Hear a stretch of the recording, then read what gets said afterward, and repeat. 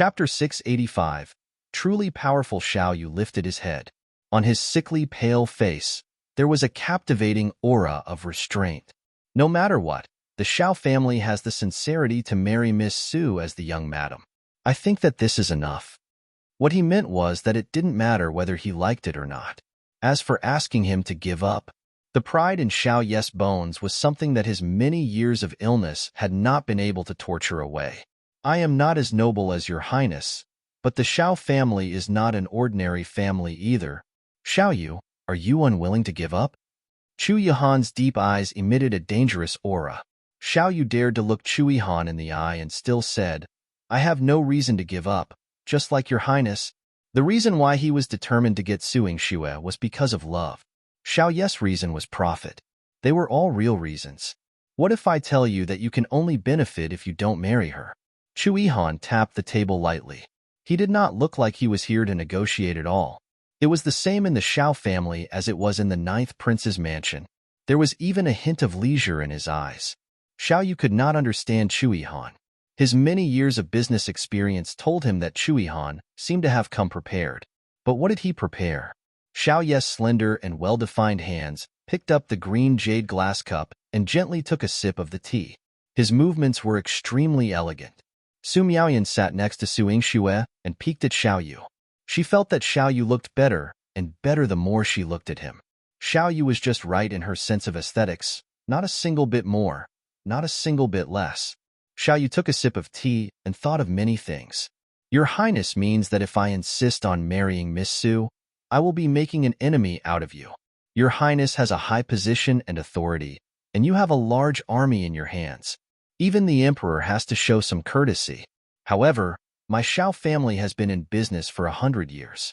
Compared to ordinary merchant families, we are still a little more profound. Our military supplies have also not declined for many years. It will not be easy for your highness to destroy the Xiao family in an instant. Suing Xue pinched the tea lid playfully and tightened her grip. He had to admit that what Xiao Yu said was not without reason. Although Chu Yihan was powerful, the Xiao family's century-old foundation couldn't be shaken in a day. Chu Yihan laughed lightly and did not continue to discuss this topic with Xiao Yu. Instead, he asked, Have you heard of Qian Jizi, young Master Xiao? Xiao Yu nodded. The leader of the Qianji sect is said to be extremely wise. The Qianji sect is proficient in countless mysterious techniques and had once made the 4 countries afraid. Because of this, Qian Jizi became arrogant and wanted to compete with the 4 countries.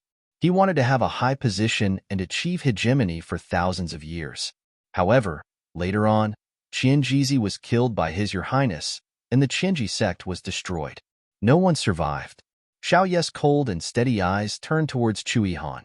This was a famous battle in the war that led to your highness' reputation. That's right, I've heard of it too. Originally, the 9th prince had a heart of cherishing talents and sent people to persuade Qian Jizi to surrender. However, Qian Jizi didn't give the 9th prince any face and became more arrogant. Therefore, he and the Qianji sect were all eliminated by the 9th prince. Su Miaoyan cupped her small face. Her narration was not as heavy as Xiao Yu's, and her lively and sweet voice made the air sweeter. A smile flashed across Xiao Yu's eyes. Suing Xue poked Su Miaoyan's little face. You know quite a bit. This is what the 9th prince wrote in his book, The Battle of the Qianji Sect. The story of the 3rd volume of the Peerless Martial Soul is really interesting. Chapter 686. Bi Chu Yihan's friend Su Miaoyan blinked. Chu Jinling was her good playmate, so she naturally appreciated his masterpiece. However, she did not notice that when she mentioned Chu Jinling, Xiao Yu's eyes darkened, and he emitted a murderous aura. Chu Yihan sensed that Xiao Yu cared more about Su Miaoyan. From the moment they came in until now, Xiao Yu had only glanced at Su Yingxue once, but his gaze on Su Miaoyan was much more. Moreover, he quickly restrained himself, as if he did not want others to notice. Chu Yihan sipped his tea lightly. I'm not trying to show off by mentioning this. I just have something to tell young Master Xiao. Your Highness, please speak. Xiao Yu gently raised his hand. Chu Yihan looked up and his gaze fell on Xiao Yu. 1,000 cavalry sweeping across the battlefield. All the schemes will become a joke. This is true power. Xiao Ye's body trembled slightly. His soul trembled slightly before returning to its original position. 1,000 cavalry sweeping across. This was true power? Was that so? Of course. Was Qin Jizi not smart? Was that the smartest person in the world? His plan wasn't good. Didn't he have a lot of nimble traps? No. It was the most in 9 continents. They had once occupied cities and fought against the imperial court. But what was the result? The entire Qinji sect was destroyed by Chu Yuhan's cavalry. He, Xiao Yu, relied on his intelligence and status, but he might not be able to compare to Qin Jizi. The Xiao family had a huge business, but they might not be as strict as the Qinji sect. Was the Qinji sect the example of the Xiao family? Xiao Yu, I know that you are a smart person. Rather than bringing disaster to the Xiao family, why don't you have me as a friend? Chu Yihan smiled. Friends? What does your highness mean? Xiao Yu frowned. If you give up on Yingxue and find another good wife, I will make you my friend. Will you reject me? I want. Xiao Yu quickly answered with certainty. Some powerful people would only make others want to be friends with them, because being an enemy was too terrifying. Just like the shattered Shinji sect, Xiao Yu wouldn't use the Xiao family as a bet. He loosened his grip on his thumb and index finger, and his expression relaxed a little. Your Highness is indeed extraordinary. Let's forget about the marriage between Miss Su and me. I'll immediately send someone to explain it to old General Su. In that case, I'll have to trouble young Master Xiao. Su Yingxue narrowed her eyes and smiled. She looked at Chu Yihan with admiration in her eyes. Your Highness was amazing. Chu Yihan and Su Yingxue still had things to do, so Xiao Yu didn't ask them to stay. After sending them off, Xiao Yu looked at Chu Yihan and said, Your Highness, you won't forget that we're friends, right? Of course not. When young Master Xiao finds another wife, I will prepare a generous gift. All right. The two men had already communicated silently in their eyes. Su Miaoyan did not see it at all. Su Yingxue did not understand. She held Chu Yihan's arm. Your Highness, what did you and Xiao Yu agree on? They had clearly said it in front of her, but she had not been able to understand their words thoroughly. This was a headache. Chu Yihan glanced at Su Yingxue. You're leaving your sister here? Su Yingxue replied, Oh, it's nothing. Xiao Yu will send a carriage to send her back at night. Besides, it's much quieter at Xiao Ye's place than at home. She can also read and practice more. Chapter 687. Afternoon at home. Su Miaoyan was forced to do all this and was completely unaware. Chu Yihan glanced at her meaningfully, but said nothing more. He then took her to the palace. Qinghe Palace. The audience had concluded, and all envoys had departed from the great Qing dynasty. Yet Qin Mayan remained for the marriage proposal. Su Yingxue didn't know what he was thinking. Chu Mingyuan treated him well, allowing him to stay in the palace as long as he wished. Since Su Hao guarded the border between the Great Wei dynasty and the Great Qing dynasty, there wouldn't be any trouble. When Qin Mayan heard that Su Yingxue had been punished for kneeling the night before, he rushed to the Marquis Manor to see her early in the morning. However, the people at the Marquis Manor said Su Yingxue hadn't returned. Qin Mayan then received news that Su Yingxue was at the 9th Prince's mansion. He had already gathered his subordinates and made preparations to barge into the 9th Prince's mansion and bring Su Yingxue out. Unexpectedly, the people from the Great Wei dynasty had returned, and he was about to meet them. However, as soon as Su Yingxue arrived, he didn't even hear a word from his subordinate before rushing to the main hall. Wei Ju followed him, looking nervous. Your Highness, at least listen to what he has to say first. There's still your mother's order. Wait, nothing is more important than me meeting Yingxue. Qin Mayan was in a hurry. After a few steps, he left Wei Ju behind. Wei Ju wiped the sweat off his forehead. He felt that Qin Mayan must have been bewitched by Su Yingxue. In the main hall, besides Su Yingxue, there was also Chu Yihan. The way their fingers were intertwined made Qin Mayan extremely unhappy. He rushed forward, his well-defined face emitting anger. Chu Yihan, you're still a man.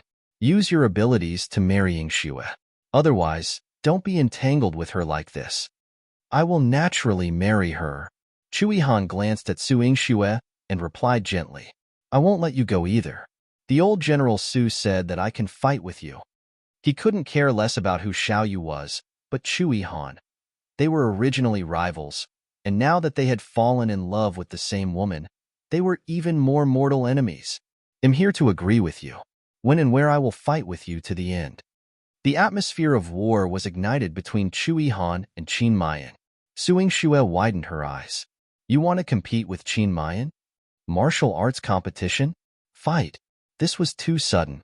Qin Mayan's eyes flashed with excitement. Chu Yihan, you dare to compete with me? I should be the one asking you this. Do you dare to compete with me to your heart's content? The loser will not be qualified to marry her. Chu Yihan's entire body exuded an awe-inspiring aura. He was already stunningly beautiful, and this aura was even more shocking. Good. Qin Mayan laughed out loud. I was worried that I wouldn't have a chance to compete with you. Now is the perfect time. I agree. Tomorrow, in the west of the city, I will compete with you to see who is qualified to marry Yingxue. Good. Chu Yihan agreed. What's so good about it? Have you ever considered my feelings when you used my marriage as a bet? Su Yingxue was so angry that she wanted to hit someone. Qin Mayan was like a fighting dog. Why was Chu Yihan being so irrational? This wasn't like him. Yingxue, it's not that we don't care about your feelings. It's just that both of us are determined to marry you. So we must fight. Chu Yihan and I are almost the same in terms of status. I can see that he loves you deeply. I, Qin Mayan, am not a promiscuous person. I am willing to do everything for the person I have set my mind on. Chapter 688. Bloody Man, but this concerns the dignity of Chu Yihan and me. We are not only love rivals, but also enemies on the battlefield. That's right. Chu Yihan pressed on Su Yingxue's palm. I will fight him. Of course, if Chu Yihan loses, Yingxue, you can also reject my proposal. I will wait until you agree. Qin Mayan's words were deeply moved. Chu Yihan chuckled. You won't have the chance to be rejected by her. Su Yingxue would only agree to be his princess after he won. Chu Yihan, I like your valiant personality. This time, no matter who wins or loses, it will be an exciting battle. Qin Mayan's blood was boiling. He was already so excited that he couldn't control himself. Su Yingxue was powerless to stop such a huge battle from happening. When she was taken away by Chu Yihan, she was extremely worried. Your Highness, I've heard that Qin Mayan is the strongest martial artist in the Great Wei dynasty. If you fight with him, both sides will suffer. No, I can't. He and I will decide on the victor. This isn't just a battle between me and him, but also a duel between the Great Wei dynasty and the Great Cheng dynasty. If he couldn't retreat, he wouldn't go back on his word. But, when Su Yingxue thought of Chu Yihan fighting Qin Mayan, countless unsafe images popped up in her mind, making her extremely anxious. Chu Yihan cupped her face and kissed her. Wait for me at the manor tonight. I need to prepare for tomorrow's battle. Su Yingxue was sent back to the Marquis Manor by him. Not long after, Su Miaoyan was also sent back by Xiaoyu. When she saw Su Yingxue's grave expression, she blinked her eyes, which were filled with spiritual energy. Sister, what happened? Didn't handsome brother agree not to propose? What do you and your highness have to worry about? Do you know the Scarlet Flame King? Su Yingxue's heart was heavy. Su Miaoyan tilted her head. The Scarlet Flame King is the god of war of the Great Wei dynasty. The ninth prince was also a legendary figure in the book. Speaking of which, he was also one of the people who proposed marriage to her sister. Sister, you're amazing. Not only Chu Yihan and Xiaoyu, but even Qin Mayan of the Great Wei dynasty liked her sister. Su Miaoyan admired Su Yingxue's charm. Your Highness, tomorrow. He wants to compete with him. Su Yingxue was supported by Su Miaoyan and unknowingly walked to the front hall. Everyone in the hall heard what she said. Su Qingji nodded his head in agreement. Both of them are men of blood. They are admirable. But when the time comes, I'm afraid no one will be able to retreat unscathed. It was rare for Su Han to come back, and she was worried for Su Yingxue. Su Yingxue's frown deepened. She would rather that the two of them were not men of blood. She locked herself up in the medicine hut without any energy. Su Miaoyan sighed. I think Sister Shui won't be able to eat well or sleep today. Su Qingji felt that his child was not delicate and waved his hand boldly. Let her be. If she doesn't rest well today, she'll be even more worried when she goes to watch the battle tomorrow. Grandfather, aren't you afraid that these two your highness will get injured or crippled when they fight? Sister will still marry ninth prince. Su Miaoyan jumped in front of Su Qingji and asked nimbly. A man fights on the battlefield. Why should he be afraid of being injured? Su Qingji replied boldly. Chapter 689. Su Han's reminder. Su Miaoyan's lips twitched awkwardly. Grandpa was indeed a great general. She should go and comfort Sister Shui. After she left, only Su Han and Su Qingji were left in the front hall. Hainer, you've been resting at home for a long time. Are you feeling better? Su Qingji asked with concern. Su Han nodded and smiled. Thank you for your concern, Grandpa. Hainer's much better now. I missed my family when I wasn't in the Marquis Manor these days. But why didn't I see Brother Jinxian today? Su Jinxian was a loner, but Su Qingji was tolerant enough to not restrict his movements. However, Su Qingji was a little wary when Su Han mentioned it alone today. Hainer, do you have something to tell Grandpa? Su Han had always been thoughtful and meticulous, so she wouldn't talk about a person for no reason. Su Han looked around and saw that there was no one around. She walked to Su Qingji and whispered something. After that, she sat on her seat, a trace of worry in her elegant eyes. Yingxue is feeling uneasy because of the battle between the two, Your Highness. It's not good to let this matter worry her again, but Grandpa has to be on guard for the sake of the Marquis Manor and Yingxue. Su Qingji looked at her with approval in his eyes. You're a thoughtful and good child. Su Han smiled and said, Yingxue saved my life and helped me escape from the abyss. I will repay her kindness. Besides, the Su family is bound to prosper and fall together. I must think for my sister. Su Qingji was very pleased. He had been fighting for many years, so he couldn't care about his children. However, he still felt sorry for Su Han. Hainer, don't worry about the past. When you feel better, I will find you a good marriage. Grandpa doesn't have to worry. Su Han's eyes were filled with sadness. Hainer has brought shame to the Su family. Grandpa already loves Hainer a lot by not blaming me. From now on, Hainer will stay at home to serve my parents and accompany them for the rest of their lives. Nonsense. It was the regional prince's mansion that made things difficult for you. When did you bring shame to the Su family? As long as Grandpa is here, you can be like Yingxue and be a free child. If you have someone you like, Grandpa will personally go and propose marriage for you. Su Qingji's tone was sonorous, and his deep voice was filled with deep affection. Su Han's eyes reddened instantly. She was the eldest daughter of the Su family's eldest branch. Although her father did not inherit the title of nobility, he was still a high official in the court. Her mother was also born into a prestigious family. Therefore, she had been educated since she was young to bear the responsibility of the family, set an example, and do what the eldest daughter should do. The rules of etiquette were the shackles that she could not break free from. Therefore, even though the regional prince's mansion had treated her like that, she did not dare to resist and took it on with all her might. Later on, it was because of her life that she decided to break off all ties. In the end, it was also to preserve the face of the family. She knew that she, Su Han, had become a laughingstock in Jiangdu City. She still had to force a smile. She couldn't lose the demeanor of an eldest daughter and couldn't let her parents worry. However, her grandpa's words today touched her greatly. A tear flowed out of the corner of her eye. Thank you for your love, Grandpa. Don't say such polite words. If you're bored at home, come and find Yingxue and Miao Miao. You're all girls of the Su family. You must live for yourself and live a wonderful life. After Su Qingji said this, he sighed heavily, as if he had recalled some heavy past. Chapter 690. Watching Chui Han grow up. Yes, Grandpa, Hainer will abide by your teachings. Su Han smiled and took her leave. When she arrived, the sky was covered in dark clouds, and as she departed, it remained the same.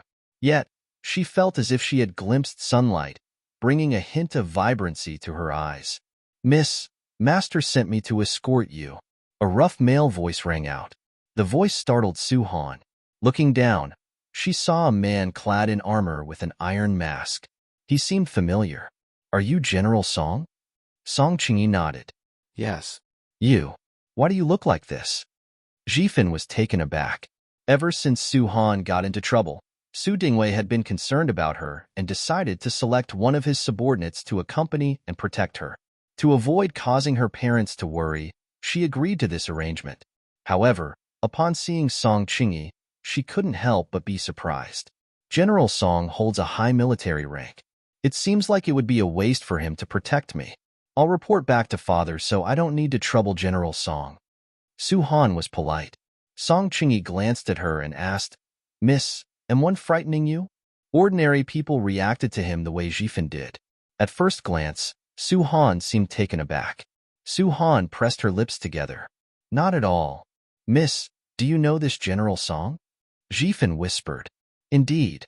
He's a bit scary. Though Song Qingyi may not have heard Jifin, Su Han reprimanded her. Jifin, apologized to General Song. He is father's subordinate and tasked with protecting me. Do not speak ill of him. Song Qingyi felt somewhat overwhelmed. Miss, there's no need for such formality. I was injured in battle, and my appearance is unattractive, my voice unpleasant. One often startle people. It's my fault. General Song, do not underestimate yourself. It was my maid's thoughtlessness. Jifin, apologize at once. Su Han's tone turned stern. Jifin realized her mistake and immediately knelt before Song Qingyi. One didn't mean any offense. Please forgive me. Song Qingyi shook his head. He didn't wish to frighten Jifin further, so he remained silent. Once Su Han boarded the carriage, he mounted his horse and escorted her back. Su Han paid no mind, but she failed to notice the fervent determination in the eyes beneath the iron mask. Meanwhile, in the medicine hut, Su Yingshu's expression remained grim. Despite Saint Ruan and Su Miaowen's playful banter, her lips remained tightly pressed. Unable to bear it, Saint Ruan stood on a stool and huffed. What's there to worry about? That's Chui Han. I've known him since he was a child and he's never been defeated. Braggart, your highness is much older than sister. How could you have watched him grow up? Su Miaoyan teased, sticking out her tongue at Saint Ruan. Observing Saint Ruan's smooth face, Su Miaoyan couldn't help but compare it to Su Yingshu's. He watched Chui Han grow up? Saint Ruan raised his charming peach blossom eyes. M72. What? Su Miaoyan tumbled off the stool and onto the ground, wincing in pain. Her butt hurt. Su Yingxue reached out to help her, and Su Miaowen's eyes widened in shock. Sister, is he telling the truth? Su Yingxue nodded matter-of-factly. Absolutely. He's quite the old man. Eek. Su Miaowen's mouth gaped wide enough to fit her fist. Why would an old man have such flawless skin? Chapter 691. Chui Han and Su Yingxue were both going to die. It wasn't that Su Miaoyan was jealous. Her teenage skin was nothing compared to Saint Ruan's. This was so infuriating. Saint Ruan touched his smooth skin with a hint of pride. Staying youthful is just my specialty. Su Miaoyan felt deeply envious. She knew people aged, but someone like Saint Ruan, an old man still looking so youthful at over 70, was truly enviable. Suddenly, she wanted to seek his advice. Saint Ruan squinted mischievously. Little miss, do you want to stay forever young? Come, let me show you how. As he spoke, he stealthily pulled out a bottle of poison from his sleeve. Su Yingxue slapped his head. How dare you corrupt my sister? I'll beat you to death. Hiss. That's it. Maintain this momentum until Chui Han and Qin Mayan's duel tomorrow. I guarantee that Chui Han will win. Rubbing his head, Saint Ruan raised his chin at Su Yingxue.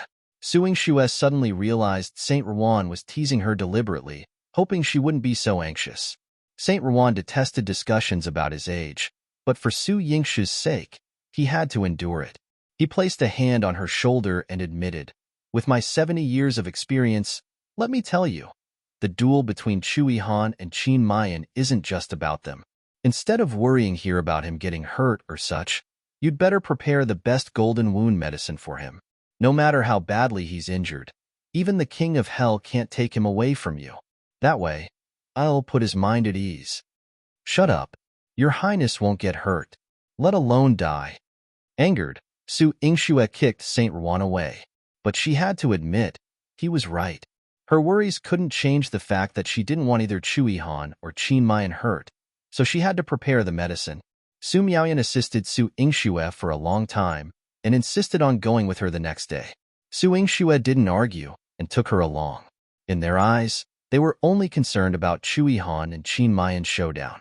Little did they know, at that moment in the palace, Chu Chengye, clad in armor, walked into the imperial study with a solemn and murderous aura. Father, the imperial guards have been mobilized. All the secret guards and experts around me have already been stationed in ambush to the west of the city. On Chu Minjiwan's desk lay a precious sword.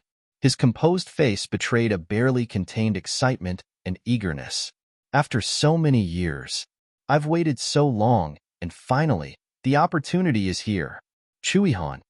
Father, this time, one will spare no effort to bring Chu Yihan's head to you. Chu Chengye knelt, his eyes oozing with a sinister aura. No, one want to behead him personally.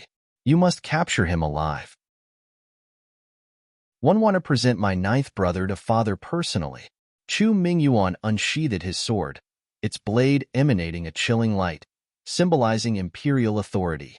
This was the great Cheng dynasty's imperial sword, something that rightfully belonged to him, but his father had wanted to bestow it upon the young Chu Yihan. How could he accept that? Chu Chengye nodded. Yes, father. One will ensure that Chu Yihan is brought to you alive, and his head will be displayed on the city gate tower. All his military power will be seized. Good. If his military power is seized, I will hand you the imperial seal and proclaim you crown prince. Chu Mingyuan made a solemn promise. The temptation of inheriting the empire was enough to make Chu Chengye risk everything. He had been eyeing the Marquis manor for a long time. Knowing that Chu Yihan intended to find Qin Mayan, he began to make arrangements. He secretly mobilized troops and set up an ambush as quickly as possible. This time, he sought to avenge his past. Su Yingxue and Chu Yihan had to die. Chapter 692. Decisive battle. The forest to the west of the city was vast and flat. Qin Mayan had arrived early in the morning, waiting there with his gleaming Qie sword. Chu Yihan and Su Yingxue seemed to have a telepathic connection. Although they hadn't arranged to meet, they both arrived simultaneously. Su Yingxue ran to Chu Yihan's side. Your Highness. Chu Yihan saw the worry on her beautiful face and reassured her, gently pressing her forehead. Don't be afraid. It'll be fine. Su Yingxue smiled bitterly. She truly didn't know how to respond to this comfort. How could there be no accidents in a battle between experts? Yingxue, if one defeat Chu Yihan today, will you blame me? Qin Mayan walked over to Su Yingxue and asked, his expression serious, not at all like he was joking. Su Yingxue's heart sank. You won't have the chance, Chu Yihan immediately interjected, cutting off the difficult question he had posed to Su Yingxue. Before the match began, they silently agreed. Regardless of life or death, victory will be determined. Chu Yihan nodded. Regardless of life or death, victory will be determined. In other words, they wouldn't stop until one emerged victorious. Oh my God, they're not backing down. Are they going to fight to the death? Su Miaoyan exclaimed, covering her face in shock. This gamble was too significant. Your Highness, this won't do. If you don't return, how will I explain it to the eldest princess? Wei Ju knelt, his forehead dripping with sweat, expressing his worry. Qin Mayan lifted him and said, Take my body back. Mother won't blame you if she sees it. One was born for war and will die for it. Wei Ju was speechless. He felt that his life might be taken away with Qin Mayan's corpse. However, in the Great Wei dynasty, Qin Mayan had always been resolute. No one could change his decisions. Everyone knew this. No matter how worried Wei Ju was, it was futile. He, Su Yingxue, and the others all retreated 10 feet away. Su Yingxue's heart was filled with suspense as she silently prayed that the match between these two wouldn't be so intense. Suddenly, there was a loud bang. Bang, bang, bang. Chu Yihan and Qin Mayan clashed. The surrounding trees shattered, and a powerful wave of air burst through the sky, bouncing in all directions. Alt, help! The others managed to avoid it, but Su Miaoyan shouted in fear. Su Yingxue hugged her and flew back a few steps. Although she dodged quickly, her arm was still injured by the air wave, with a few cuts. Are you all right, Miss Su? Imochi hurriedly ran over, concerned. Sister, you're bleeding. Su Miaoyan hugged Su Yingxue's arm, distressed. Su Yingxue calmly took out the medicine bottle and had Su Miaoyan apply the medicine to her. The stinging sensation of the medicine on her skin made her grimace. The others looked at her and thought she was in pain. But she knew it wasn't because of the pain, but because the feeling of being injured was a little unfamiliar. It had been a long time since she had been injured, as Ziwei had always meticulously protected her. She hadn't seen Ziwei for a few days. He probably left in anger. Su Yingxue's smile was a little bitter. Before she could come to her senses, Chu Yihan and Qin Mayan both took a few steps back. Chu Yihan used his sword to prop himself up and barely managed to stabilize his body. On the other hand, Qin Mayan held his saber and spat out a few mouthfuls of blood. His face was pale from the severe injuries. Your Highness, Wei Ju was sweating profusely. In front of him, Qin Mayan struggled to stand up and laughed heartily. Chu Yihan, you're truly amazing, but 1 a.m. not inferior.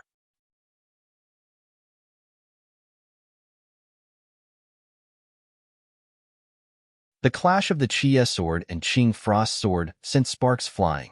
Their moves were relentless. Qin Mayan's internal injuries weighed heavily on him, and he was running out of energy. Nevertheless, he persisted, determined to defeat Chu Yihan with his saber techniques. Alt!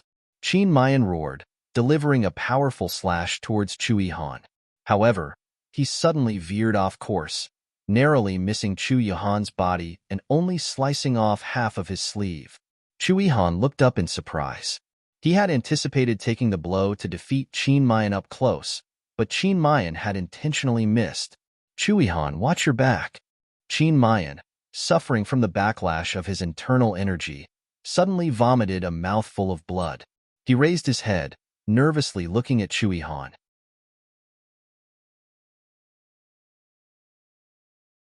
Chapter 694.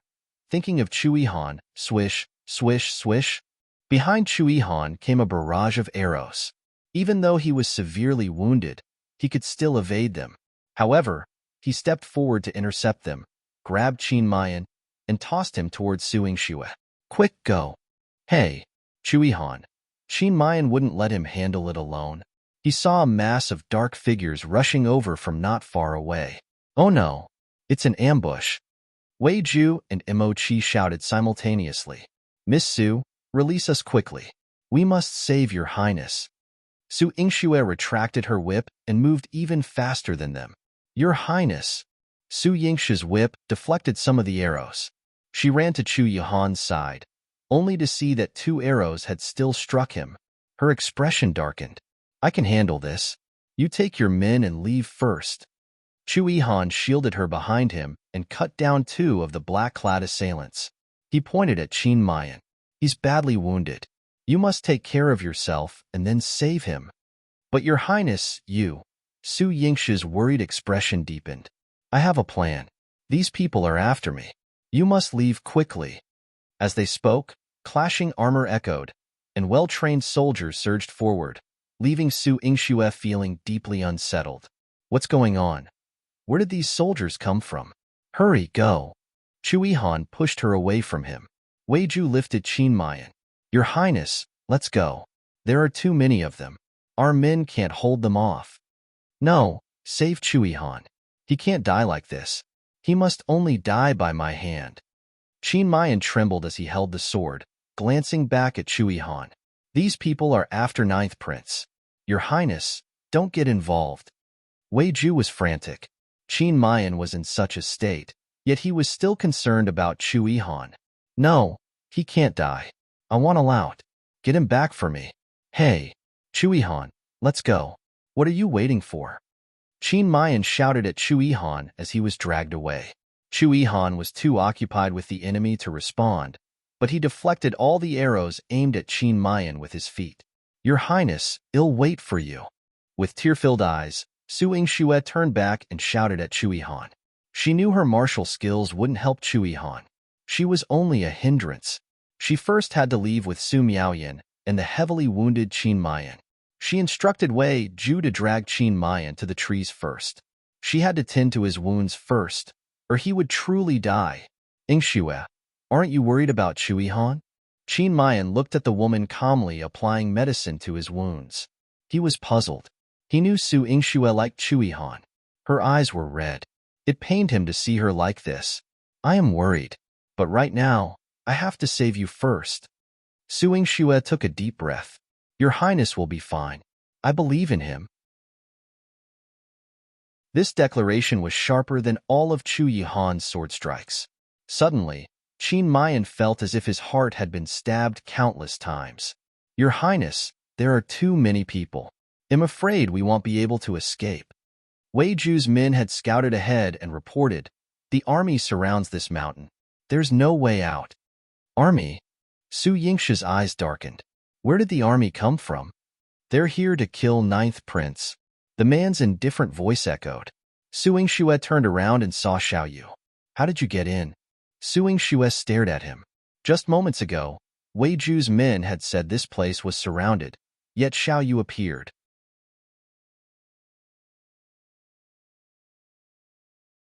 Chapter 695. He wanted to take Su Miaoyan away. First Xiao Yu saw Su Miaoyan, covered in dirt, and his expression darkened. "I had someone dig out a passage that leads down the mountain." His handsome features exuded clear displeasure. Had he not spoken, no one would have thought he was here to rescue them. "Handsome brother, what are you doing here? It's super dangerous." Su Miaoyan wiped some dust off her face and approached Xiao Yu, pouting. "You knew it was dangerous, so why did you come with your sister?" Xiao Yu's tone was stern. This was a life-or-death situation. Besides Su Yingxue, everyone else could defend themselves. The pressure he emitted made Su Miaoyan tremble. "I'm just worried about my sister." Little did she know about the ambush and the appearance of the army. "All right, Xiao Yu, let's get out of here quickly. If we're caught, none of us will escape." Su Yingxue made a decisive decision. She administered medicine to Qin Mayan, Wei Ju carried him, and Saint Ruan set traps with poison behind them to slow down their pursuers. Following Xiao Yu, they arrived at the entrance of a cave where Xiao Yu's people had dug the tunnel. Seeing the newly opened passage, Saint Ruan rubbed his nose. "Money can move mountains. When I was here earlier, everything was fine, and now there's a way out." In this world, only Xiao Yu could mobilize skilled workers and resources to create such an escape route in such a short time. Xiao Si proudly raised his chin. "This is the strongest team in the world. Young Master invests heavily in them every year just in case. They managed to open this passage in just 6 hours. 6 hours to dig a path? Even Wei Ju found it hard to believe. Handsome brother is amazing." Su Miaoyan clapped her hands in admiration. Seeing her spirited smile, Xiao Yu's expression softened. He stood up from the wheelchair and handed it to Qin Mayan. "Let's go. Don't delay." "All right, Wei Ju, you and the Scarlet Flame King go first. I'll follow behind with Saint Ruan," Su Yingxue urged. Wei Ju was about to push Qin Mayan away, but Qin Mayan firmly held onto Su Yingxue's hand. "How can I leave you behind?" Using his saber to support himself, Qin Mayan stood up on the wheelchair. "We must leave together. I won't leave you alone." Qin Mayan could accept death under Chu Yihan's sword, but he couldn't abandon Su Yingxue and escape alone. That would be too cowardly. "Your Highness, your injuries are too severe. You should leave quickly," Wei Ju urged anxiously. He wanted to tell Su Yingxue not to delay and leave quickly. If she didn't leave, Your Highness wouldn't budge. Sister," Su Miaoyan exclaimed. While they were still being modest, Xiao Yu had already grabbed Su Miaoyan and entered the passage. Su Miaoyan couldn't match the strength of an adult man. Even though Xiao Yu was frail, it was effortless for him to pull her along. However, she was unwilling to leave Su Yingxue behind. In the dim passage, Xiao Yu asked her in a low voice, "Do you know martial arts? Can you help your sister?" I can't," Su Miaoyan replied dejectedly. In this situation, she was indeed a burden to Su Yingxue. But as her sister, she couldn't abandon her in danger and escape with Xiaoyu alone.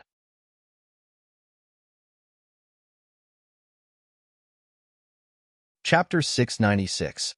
Sewing wounds in the chaos. Even if they were, the children of the Su family would die together. Su Miaoyan tried to break free from Xiaoyu's grasp, but the moment she turned around, Xiaoyu coldly threatened her. If you turn back, he'll blow up this passage immediately.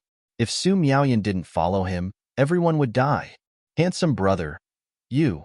Su Miaoyan's eyes widened with fear. Why was Xiaoyu, besides being handsome, so frightening now? Miss Miaoyan, just listen to the young master. It's an army, not just ordinary assassins. There are thousands of soldiers. If you don't know martial arts, you'll only drag Miss Su down to her death. Follow the young master down the mountain. At least protect yourself first before thinking of a way to save Miss Su. Xiao Si tried his best to persuade her. Others might not understand, but he knew very well that if Su Miaoyan dared to go back, Xiaoyu would indeed blow up the passage. He might look cold, but the ruthless streak in him had always been there. Su Miaoyan took small steps and returned to Xiaoyu's side, but she didn't dare to let him hold her hand again. Luckily, they were fast, and the exit at the foot of the mountain went unnoticed by the imperial guards. Xiaoyu successfully got her onto the carriage back to Qilin Garden. Meanwhile, Su Yingxue and the others had just entered the passageway. Qin Mayan refused to leave without her. To save his life, Su Yingxue had no choice but to go down the mountain with him. Saint Ruan spread poison all the way. Su Yingxue instructed him not to be in the cave so that Chui Han could leave safely. Saint Ruan wiped the dust off his face. Chui Han won't come this way. If the enemy finds out, we'll be in trouble. As they talked, the sound of footsteps echoed from the cave entrance. They're there, quick, chase them. Armed men came pouring in. Fortunately, Saint Ruan's poison incapacitated them one by one, and they didn't dare to chase too fast. Su Yingxue and Qin Mayan successfully descended the mountain. Qin Mayan had lost a lot of blood on the way. No amount of blood-clotting grass could fully seal his wounds. Su Yingxue examined his wounds and frowned. I have to suture your wounds first, or you'll bleed to death. Now. Wei Ju was shocked. But we're not safe yet. We could be hunted down at any moment. We should hurry up and escape now. We'll try to move as fast as possible, but you all must stay vigilant. Su Yingxue said firmly. Su Yingxue looked at Qin Mayan's gruesome wounds, already taking out the silver needles and thread. She squatted beside Qin Mayan, closed her eyes, and entered the Medicine King Valley in her mind. She heated the silver needles and also gathered plenty of blood-clotting grass. After crushing it, she brought it out. Hey, you rushed in here without even sparing a glance at me? Little Ginseng complained in Su Yingxue's mind. It had been a long time since it had played with Su Yingxue. Su Yingxue hadn't come to chat with it lately, except to gather herbs. It was too boring. I'm busy right now. Su Yingxue's forehead glistened with sweat as she threaded the needle swiftly. They're getting closer. We're surrounded. If you stitch now, we'll all die here. Saint Ruan's lightness skill allowed him to dash. He had darted around, exploring the surroundings thoroughly. Everywhere he looked, there were soldiers in black armor. If they didn't run, they would soon become victims under someone else's blade. No, if we don't stitch his wounds, he'll bleed out soon. Su Yingxue applied the crushed blood-clotting grass to Qin Mayan's wounds. The pain jolted him awake.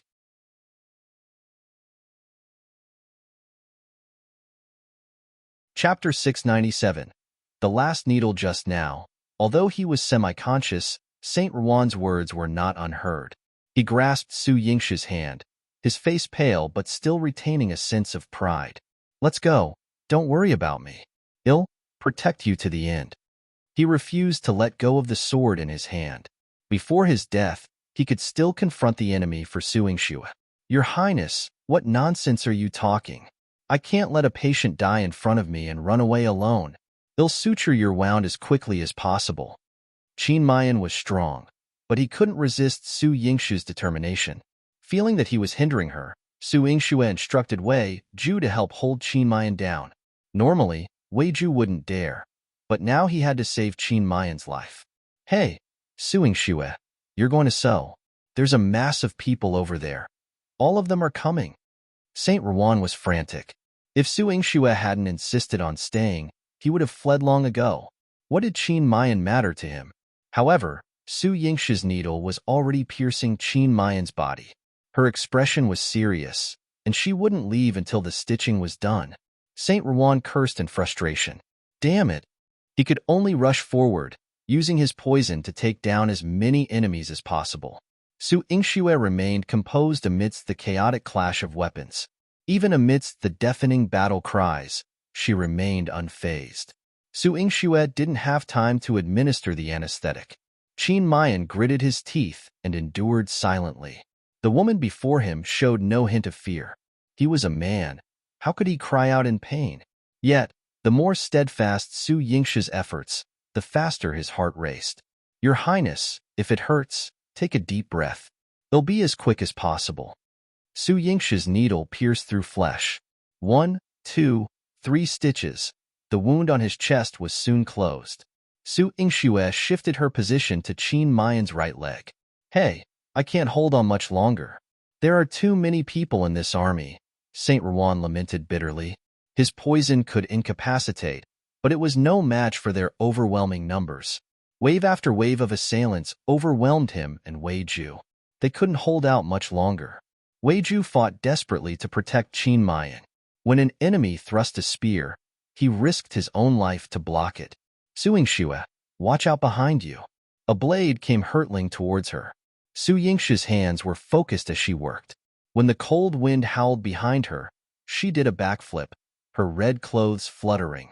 She spun in the air, landing steadily, but her needle and thread were unaffected. That one needle accurately pierced through Qin Mayan's wound, pulling it together. Wei Ju gasped. Su Yingxue's calmness was unparalleled. Saint Rowan breathed a sigh of relief. Thank goodness you reacted quickly. But who was the one who threw that blade so swiftly? Damn girl, watch out. Blades flew not only from behind, but also from all directions behind Qin Mayan. Your Highness, Miss Su. Wei Ju's eyes widened, his heart racing. They were running out of time. Saint Rowan was too late. So many blades were flying towards Su Yingxue, and yet, she continued to stitch. One last stitch. Su Yingxue's eyes widened suddenly. After this final stitch, she could finally evade.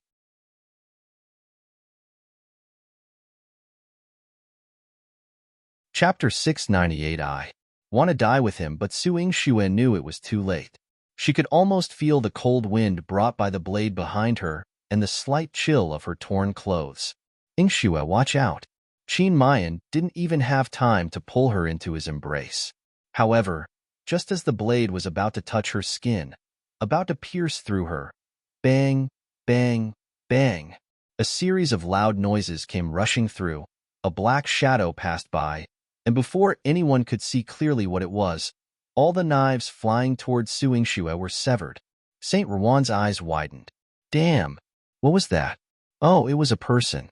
Su Yingxue withdrew her needles and turned around, meeting Ziwei's cold, emotionless eyes.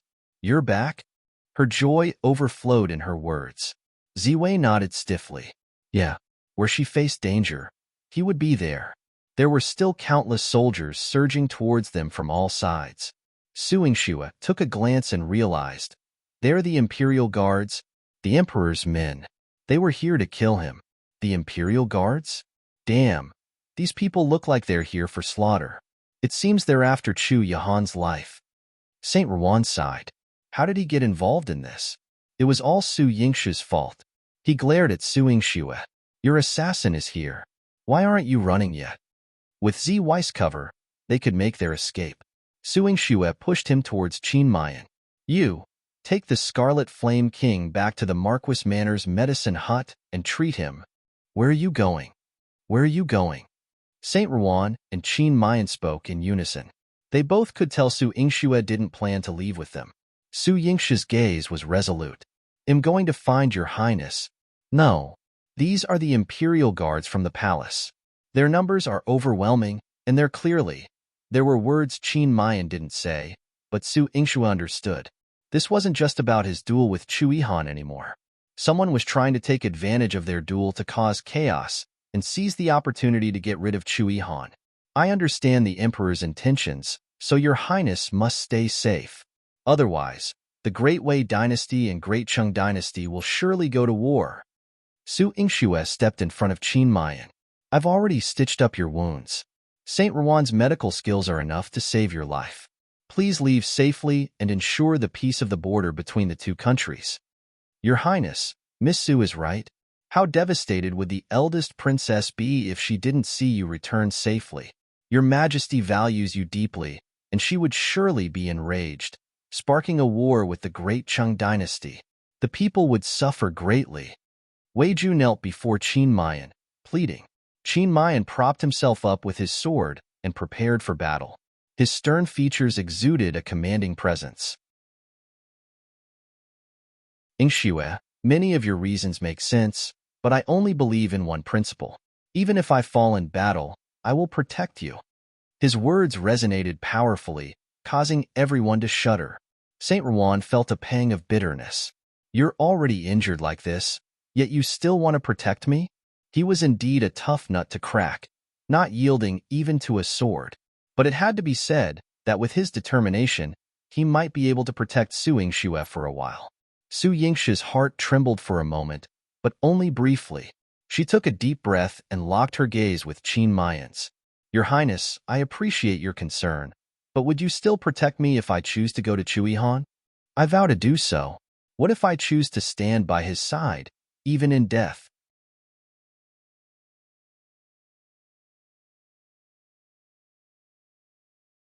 Chapter 699.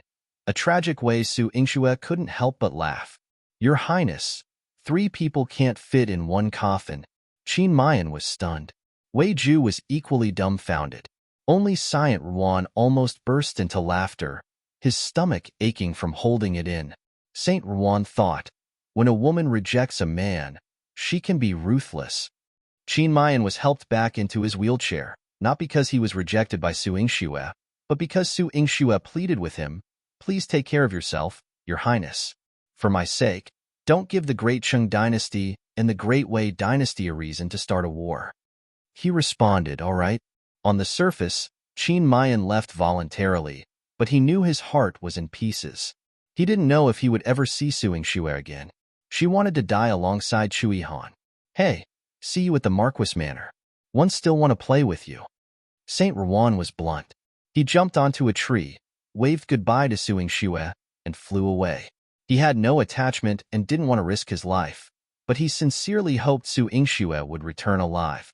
Otherwise, his long life would be too damn boring. Ziwei was clearing out the Imperial Guards who wanted to kill Su Yingxue. Even though the Imperial Guards were well-trained and skilled, they stopped in fear when faced with Ziwei's ruthless determination. Su Yingxue walked up to Ziwei and asked, "Can you take me back up the mountain?" Ziwei looked around at the Imperial Guards, but nodded confidently. Yes. Su Yingxue trusted Ziwei and followed him back up the mountain. Since the situation was like this, she couldn't leave Chu Yihan alone. His injuries were just as severe as Qin Mayan's. As they ascended the mountain, they passed through scenes of carnage, the air thick with the smell of blood.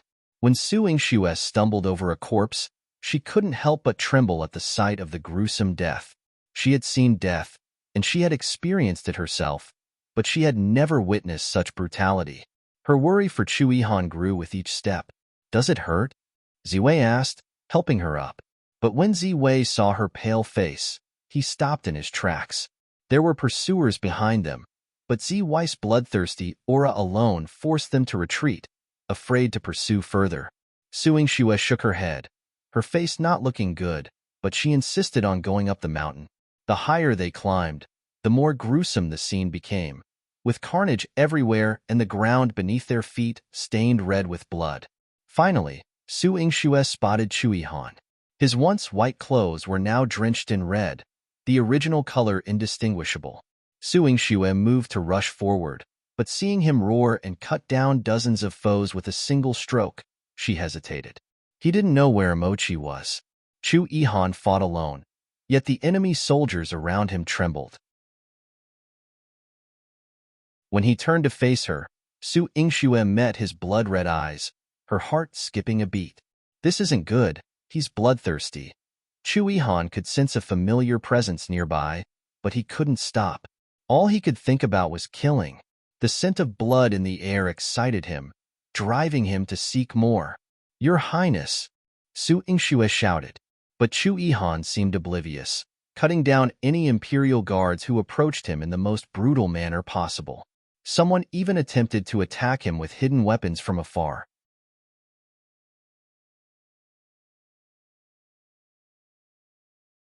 Chapter 700. Bloodthirsty Chu Yihan, Your Highness, watch out behind you, Su Yingxue exclaimed, prompting Chu Yihan to turn around and swing his sword. The hidden weapons aimed at him were all deflected in the opposite direction with 10 times the force of their initial attack. Puff, puff, puff. Those individuals were all killed. Su Yingxue's heart slowly eased as she approached Chu Yihan. Ziwei intercepted her. Don't go, it's dangerous. Having been an assassin for many years, Ziwei was highly sensitive to auras. Chu Yihan couldn't recognize anyone now, so he would attack anyone who approached. If Su Yingxue went over, she would end up like the corpses beside him. He won. Last time, Your Highness had an episode in the palace, and he woke up because of me. I can wake him up again. Su Yingxue confidently stepped forward. No.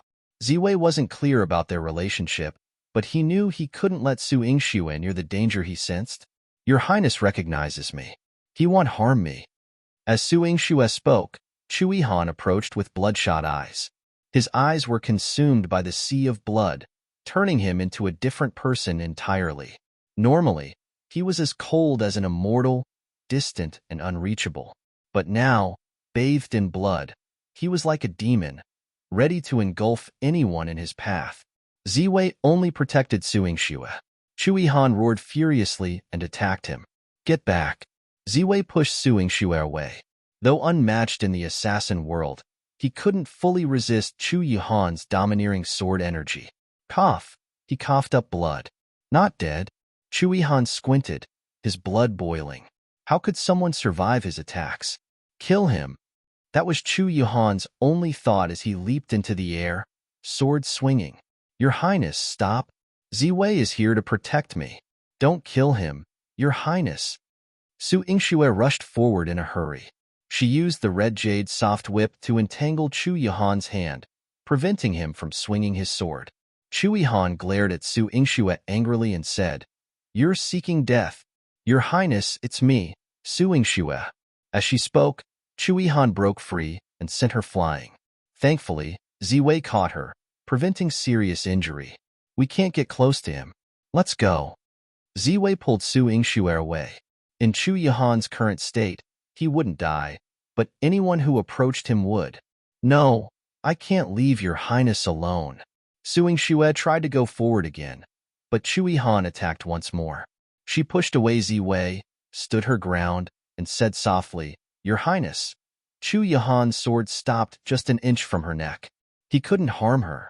Su Yingxue reached out and touched his cheek. Your Highness, are you in pain? Please stop, don't kill anymore. No. Chu Yihan shook his head. He couldn't stop. He needed more blood.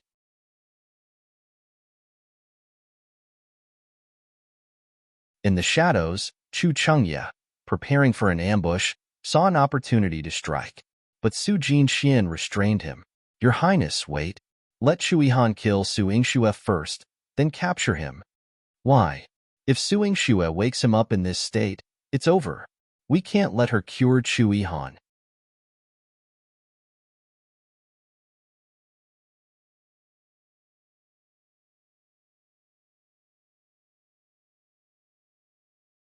Chapter 701. Don't talk. Kisyu Chu Chengye was becoming impatient. He thought now was the best time to kill Chu Yihan. Don't rush. Su Yingxue doesn't stand a chance, and she won't even imagine dying at the hands of her beloved.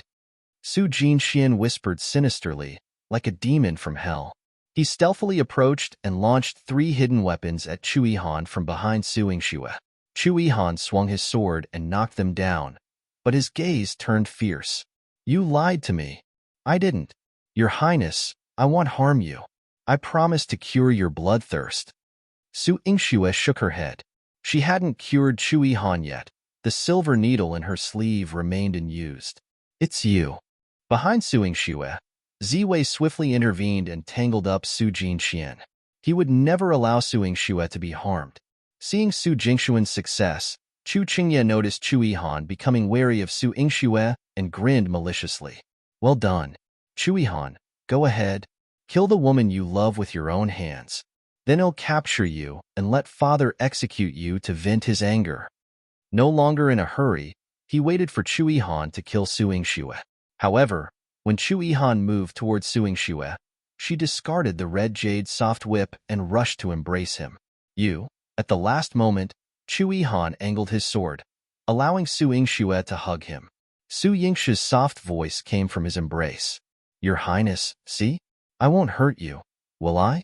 Yes. Chu Yihan didn't feel pain, but his heart raced. Thump, thump. His chest felt like it would burst. Alt. He roared in agony. He was in pain. His body felt like it was about to burst open. Your Highness, calm down. Don't get agitated. Seizing the opportunity, Su Yingxue fed him medicine and gently patted his chest. Soon, his chest heaving subsided. Tears of relief filled Su Yingxue's eyes. Your Highness, it's all right now. He wouldn't kill anymore. Chu Yihan felt extremely uncomfortable, with his meridians throbbing all over his body. Every blood vessel felt like it was about to burst. However, the person holding him was like a soothing rain, gradually dissipating the sudden heat from his body. Your Highness, don't speak. My kiss will soothe you. Su Yingxue sensed his expanding meridians and acted quickly to prevent them from bursting. Chu Yihan winced in pain, his brows furrowing. Su Yingxue cradled his face, not minding the blood on his face. Her soft lips gently brushed over his eyebrows and nose bridge and finally landed on his thin lips. Finally, she fed him the spring water extracted from Medicine King Valley. Cold, a sudden chill coursed through him. Su Yingxue hugged him. Calm down, Your Highness. Once the medicine takes effect, you won't feel pain anymore. As Chu Yihan relaxed, Su Yingxue inserted a silver needle into his neck.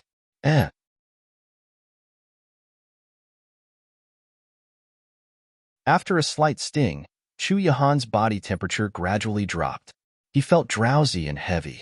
Struggling to keep his eyes open, he hoarsely whispered, Yingxue.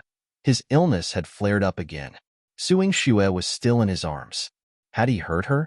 Your Highness, it's all right now. Rest well, Su Yingxue murmured. Su Yingxue's delicate and boneless hand gently patted Chu Yihan's back, tenderly comforting him.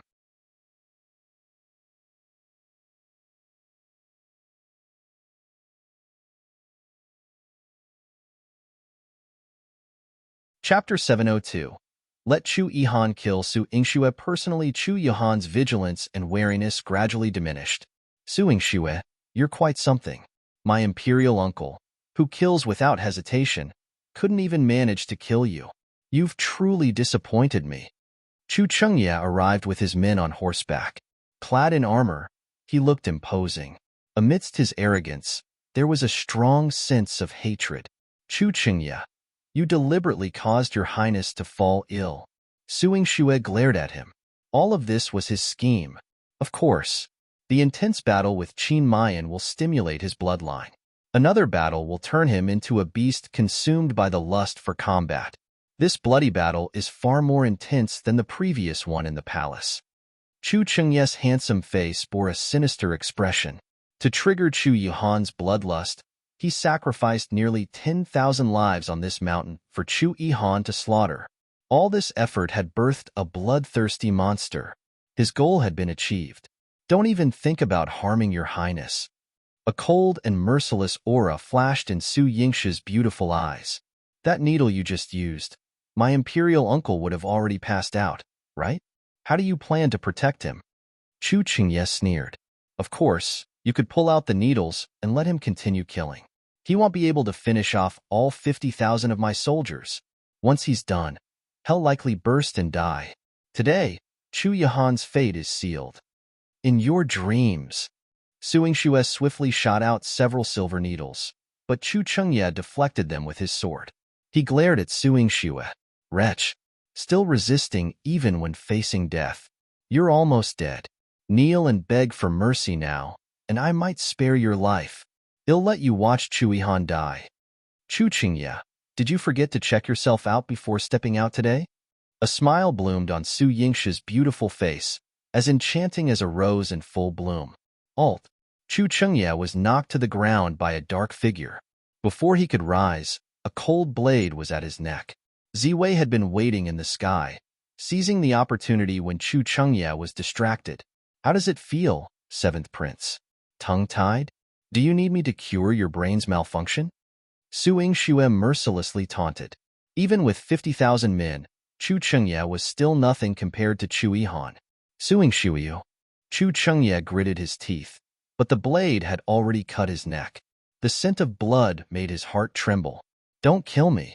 You dare. He hadn't forgotten how terrifying the assassin beside Su Yingxue was. Yingxue. In Su Yingxue's embrace, Chu Yihan slowly regained consciousness. Some of the blood in his eyes had faded. Su Yingxue hugged him in relief. Your Highness, you're awake? Thankfully, she had awakened him in time. My bloodlust.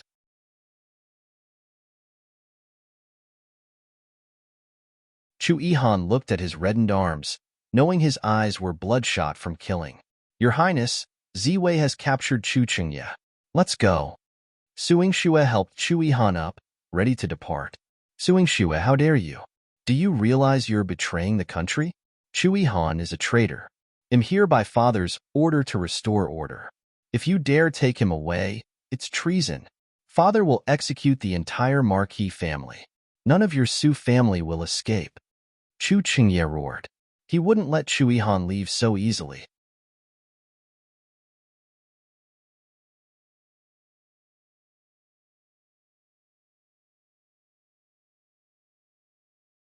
Chapter 703 I Must kill Chu Yihan. Treason? When did your Highness betray the country? He's the one who protected the vast territory of the great Cheng dynasty. The prosperity of Jiangdu City is all thanks to your Highness' leadership. How can he be accused of treason? Even if there were such allegations, they would be baseless accusations from your side. Su Yingxue shot back fiercely at Chu Chengye. Chu Chengye felt extremely indignant. He watched as Chu Yihan, escorted by Su Yingxue, was taken away, and his anger burned within him. No, even if it cost him his life today, he couldn't allow Chu Yihan to leave safely. Men, attack. Kill them all and leave no one alive. Chu Chengye bellowed. The Imperial Guards, who had been concerned for Chu Chengye's safety, immediately began to stir. With added force, Ziwei's blade opened a gash in Chu Chengye's neck, causing blood to spurt out. But instead of being driven back, the Imperial Guards began advancing slowly towards them. Chu Yihan shielded Su Yingxue behind him. Go! Leave this to me, he said in a hoarse voice. No, your Highness just had an episode. You can't fight anymore. Su Yingxue held Chu Yihan tightly. She wouldn't allow Chu Yihan to take action again. She couldn't bear to see Chu Yihan die before her eyes. Attack. Today, no matter what, I must capture Chu Yihan and Su Yingxue, dead or alive. Kill them. Chu Chengye, risking being held hostage by Ziwei, continued to command the Imperial Guards. He threw his token, and the commander of the Imperial Guards picked it up. By the 7th Prince's order, attack. The Imperial Guards quickly stormed the palace, and Chu Yihan was ready to step forward with his sword. Wait, Su Yingxue shouted. You no longer want Chu Chengye's life, do you? Fine. I'll let you witness his torment until he dies and turns into a pool of pus and blood. Su Yingxue rushed to Chu Chengye, forced his mouth open, and shoved some medicine inside. Chu Chengye was forced to swallow the medicine, his face turning purple. Shortly after, he collapsed to the ground, convulsing violently. His eyes bulged as he stared at Su Yingxue. You ruthless woman, what have you done?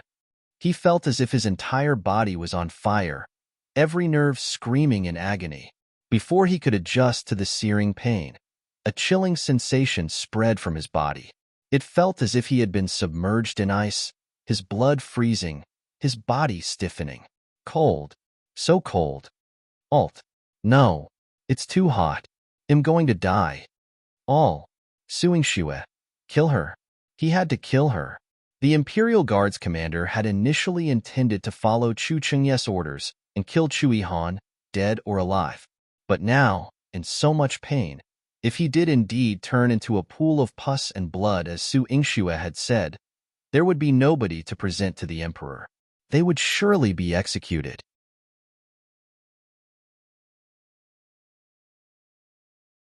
What? Your Highness. What should they do? Should they continue the attack? Kill him.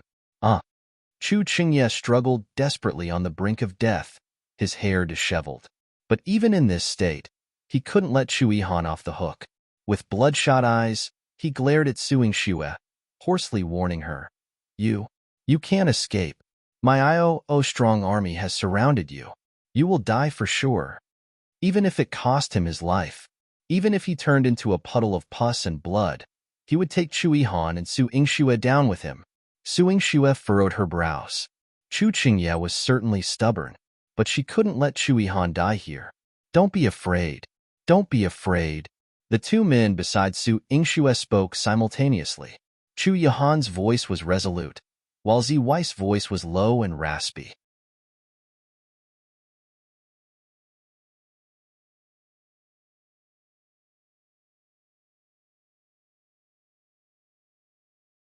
Chapter 704. Chu Yihan's Authority. The two exchanged a glance, seeing in each other's eyes a fierce determination to protect Su Yingxue. Su Yingxue smirked. I'm not that timid. If she were easily frightened, she wouldn't have brought Zi Wei with her to find Chu Yihan. Chu Yihan took a brief rest and had already regained some strength. When the Imperial Guard's commander led the attack, he made sure that those people did not harm Su Yingxue. Su Yingxue retrieved the red jade soft whip, but its utility was limited, because the two men by her side were guarding her tightly. Chu Chengye had been helped to his feet. Despite vomiting blood and his face turning pale, he still sneered at Su Yingxue. You, just wait to be buried with me. How despicable. Su Yingxue had the urge to rush up and slap him. Chu Chengye, your only chance has failed. The man swung his sword fiercely. Wherever his sword energy went, it was like turbulent waves crashing. 100 Imperial Guards fell under his blade instantly. The Imperial Guard's commander, a martial arts expert in the Great Qing dynasty, was alarmed by Chu Yihan's terrifying martial prowess. How many years would it take for a normal person to reach this level? No matter how many years he trained, it was impossible to reach it. He couldn't help but step back. Chu Chengye, enduring the torment of the poison, became even more irritable. I haven't failed. I won't fail. He roared at Chu Yihan. This time, he would take Chu Yihan's life. Chu Yihan, covered in blood, wore a devilish smile on his face. He was both enchanting and devilish. Su Yingxue was also puzzled. It wasn't until she heard the thunderous sound of hooves behind her that she realized an army was approaching with an overwhelming aura. The sky seemed to be shrouded in darkness. Su Yingxue was slightly shocked.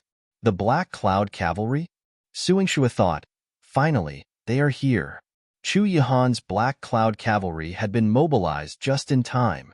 Zi Wei, worried about their intentions, protected Su Yingxue's back. The Imperial Guard's commander trembled.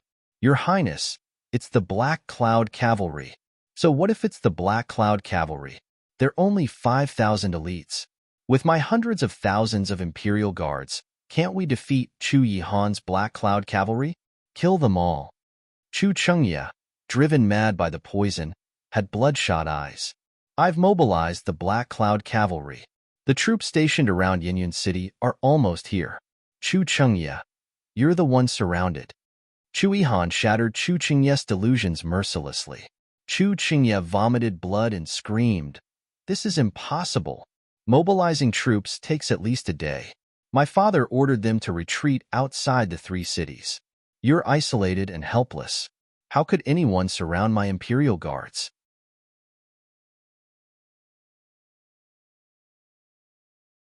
Your Highness, you've already mobilized your troops?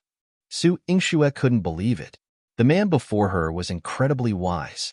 From the moment he decided to compete with Qin Mayan, everything was under his control. Xiaoye's secret passage would surely save them. So thorough. It'll protect you. Chu Yihan embraced her slender waist and planted a kiss on her forehead. Su Yingxue looked at him with admiration. The battle continued unabated, with more falling around them. The sounds of weapons, the cries of battle, the blood underfoot, and the corpses never ceased. She had experienced a bloody storm, unlike anything in her previous life.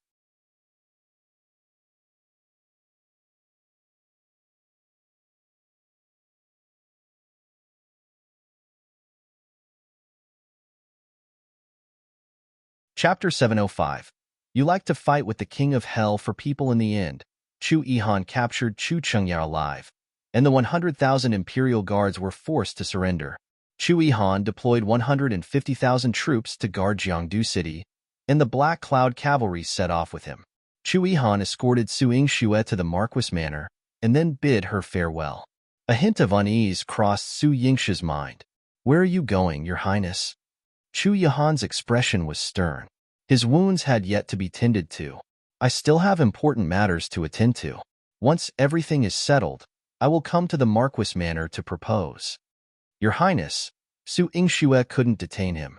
As she watched him ride off with the Black Cloud cavalry, a heavy sense of unease settled in her heart. What was he planning to do? "It's not safe outside." Zi Wei's hoarse voice echoed in her ears. Su Yingxue turned to see him, noticing his numerous injuries. She hurriedly led him to the medicine hut. Originally reserved for her research, the medicine hut had become bustling lately. Before their return, Saint Rowan had treated Qin Mayan's wounds. However, Qin Mayan was stubborn and insisted on seeing Su Yingxue immediately. Saint Rowan, not one to be lenient, laced his medicine with a hefty dose of sleeping powder, causing Qin Mayan to fall into a deep slumber. Unaware of this, Su Yingxue tended to Zi Wei's wounds. Saint Rowan approached Su Yingxue, observing her unharmed state and her ability to administer medicine. He smirked. "You're quite fortunate. Even the King of Hell wouldn't dare to claim you."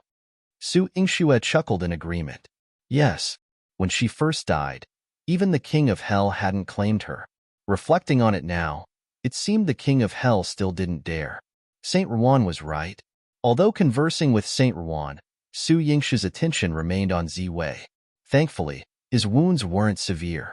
After applying the medicine, she advised him, "Rest well during this period. In a few days, he'll prepare another dose to cleanse the poison in your body, sparing you further agony." Su Yingxue's eyes gleamed with determination, stirring something within Zi Wei. He nodded. "All right. Huh. Covered in wounds yet still alive. You are quite the stroke of luck." Saint Rowan mused, stroking his chin. Having lived many times longer than Su Yingxue and treated far more patients, he found Zi Wei's survival remarkable. It was also thanks to Su Yingxue that Zi Wei had originally been a half-dead person, but she had slowly treated him until now, and he had surprisingly remained alive and well. Saint Rowan remarked, "You seem to enjoy snatching souls from the King of Hell." Crossing out names from the list of souls destined for the afterlife seemed to be her specialty.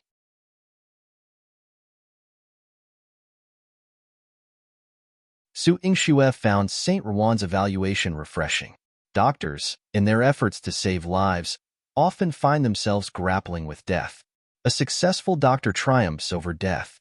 She felt a sense of pride in her ability to save lives. "Miss, the master requests your presence," Zhelan announced from the entrance of the medicine hut. Su Yingxue entrusted the medicine hut to Saint Rowan and proceeded alone to meet Su Qingji in the main hall. Su Qingzi's brow furrowed deeply, his expression grave. "Yingxue, what's the situation outside today?" Knowing she couldn't conceal the truth from Su Qingji, Su Yingxue recounted, "The emperor attempted to assassinate the 9th prince, but he managed to save himself by mobilizing his troops in time. Currently, the 7th prince has been captured. The 9th prince. I fear he can no longer contain himself." Su Qingji sighed heavily. Aware that turmoil in the royal court was inevitable, Su Qingji had not anticipated that Su Yingxue would become the catalyst. Would she be able to shoulder the weight of the world's responsibility in the future?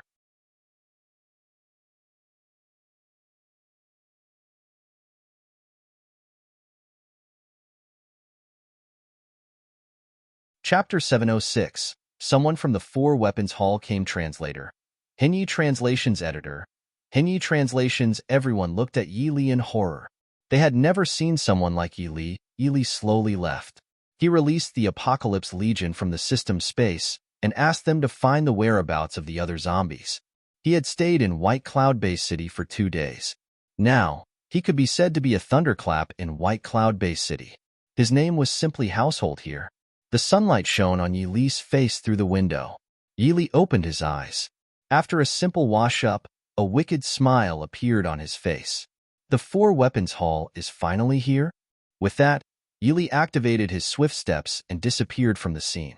When he appeared again, Yi Li was in the wilderness. Senior Sister Long, is that Demon King Yi Li really that powerful? He can easily defeat Senior Sister Long Shui. Don't you think he's powerful? So what? Master is leading the team this time. No matter how powerful Demon King Yi Li is, he will die an ugly death. He actually dared to challenge the Four Weapons Hall. A group of genetic warriors from the Four Weapons Hall was heading toward White Cloud Base City. The leader was an old man, an 8th-tier chosen one. Yi Li could not defeat an 8th-tier chosen one at the moment. However, he had absolute confidence that he could escape. This was the charm of the swift steps. Then, Yi Li appeared in front of them. The disciples of the Four Weapons Hall were all stunned. They did not notice Yi Li's appearance at all. Brat, quickly get out of the way. You actually dare to block the path of our Four Weapons Hall. A Tier 1 Transcender said coldly. Long Shui looked at Yi Li, and her face turned even colder. He is Demon King Yi Li, Long Shui said coldly. What? The dozen or so disciples of the Four Weapons Hall were all shocked. They would never have thought that the person in front of them was Demon King Yi Li. Demon King Yi Li? I didn't expect you to be waiting for us here. Long Shui glared at Yi Li. Yi Li smiled calmly and said to Long Shui, I, Demon King Yi Li, am not waiting for these people here, but you. I've already decided to change your coldness. Long Shui's expression changed. She really didn't expect Demon King Yi Li to still be so talkative. Are you the Demon King Yi Li? The old man in the lead looked at Yi Li. The old man's name was Tangang. He was the leader of the Four Weapons Hall's Spear Hall and an 8th-tier chosen one. That's right. I am Demon King Yi Li. Yi Li said lightly. Tangang smiled when he heard this. I've lived in the Mystic Land for many years, but I've never seen such an arrogant junior like you. Didn't you see it now? Yi Li said calmly. As soon as these words were spoken, the dozen or so disciples of the Four Weapons Hall were all enraged. They did not expect that Demon King Yi Li could still be so arrogant in front of their master. Demon King Yi Li, do you know who you are talking to? A disciple shouted at Yi Li. Yi Li smiled. Of course I know. All the disciples were stunned. They looked at Yi Li in shock. Wasn't I talking to Li Qiankuan? Li Qiankuan? The dozen or so disciples of the Four Weapons Hall were even more shocked. They naturally knew Li Qiankuan. He was the hall master of the Knife Hall and had already died in the wasteland. The leader of the Spear Hall, Tangang, laughed coldly. Demon King Yi Li, I am not Li Qiankuan, but the leader of the Spear Hall of the Four Weapons Hall, Tangang. The disciples originally thought that Yi Li would be shocked, but they didn't expect that not only was Yi Li not shocked, there was no change in his expression at all.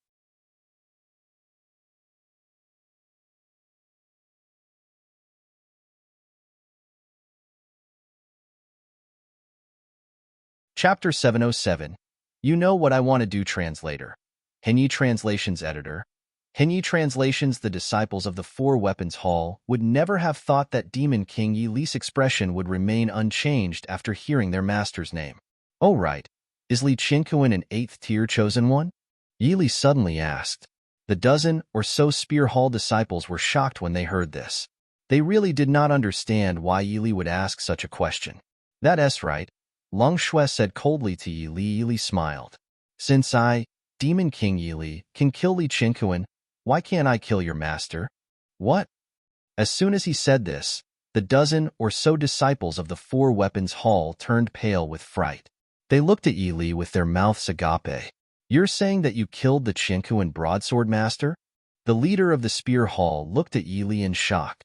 Not only did I kill Li Qiankuan, But I also killed 12 elders of your four-weapons hall, Yili said calmly. When Tang Gang heard this, his expression was terrifyingly cold because 3 of the 12 elders Yili killed were from the Spear Hall.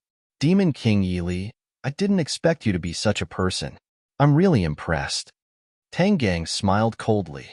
He stared at Yili and realized that Yili was only a 5th-tier chosen one. Chinkuan Broadsword Master Li Chinkuan and the 12 elders of the Four Weapons Hall died in the wasteland. Of course, he did not believe that Yili did it alone, because this was definitely not something a 5th-tier chosen one could do. Demon King Yili, you caused my Four Weapons Hall to suffer heavy casualties. It's not too much for me to kill you now, right? A look of disdain appeared on Tang Gang's face. In his opinion, Yili was already a dead man.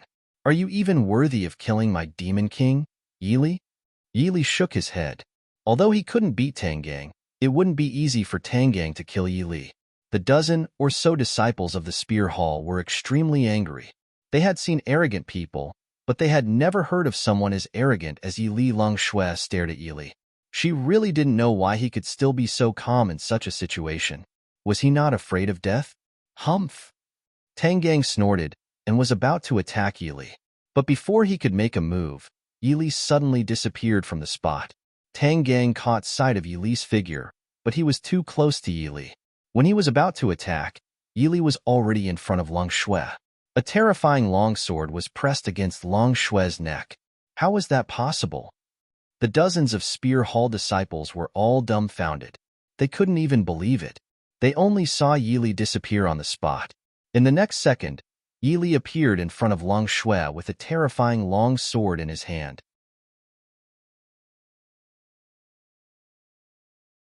As for the long sword in Yili's hand, the dozen or so disciples were all shocked. They could swear that they had never seen such a terrifying sword. They felt like they had entered a cycle of reincarnation with just a glance.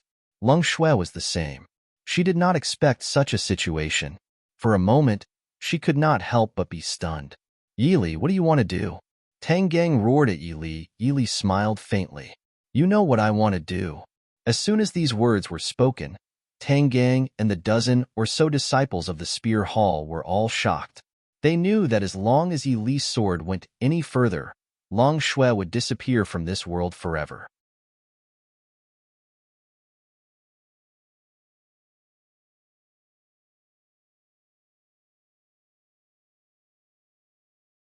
Chapter 708. The Truth Back Then Useless. Seeing this, Chu Mingyuan cursed angrily, unable to hide his frustration. Chu Chengye was incapable, failing to eliminate Chu Yihan. As for the Empress, she was proving to be utterly worthless. Watch this place, Chu Yihan ordered sternly.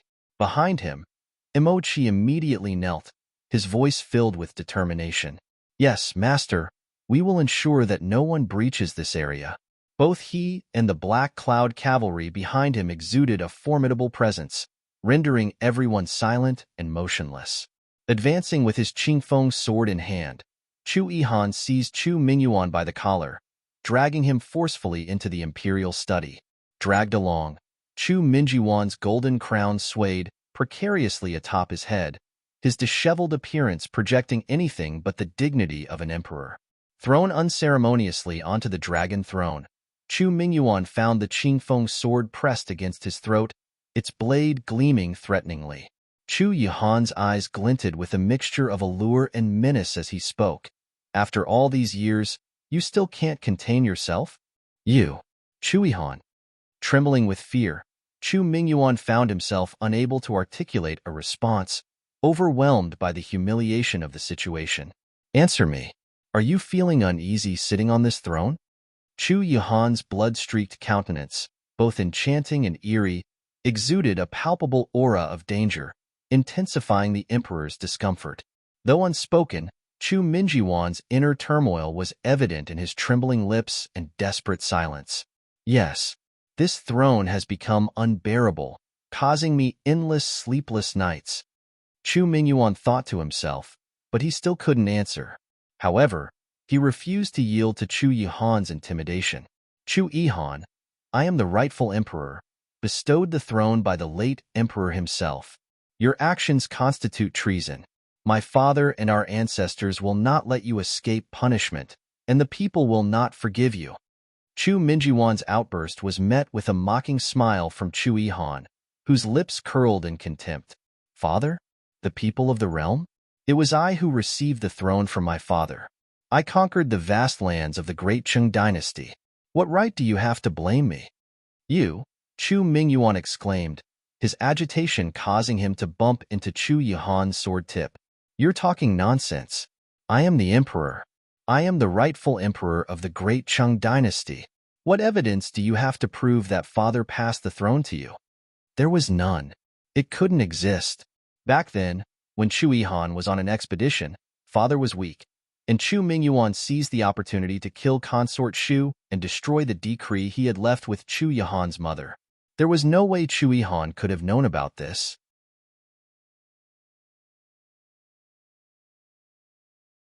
"Do you think that killing my mother would allow you to succeed?" Chu Yihan sneered, his eyes gleaming with a chilling light that made people tremble in fear.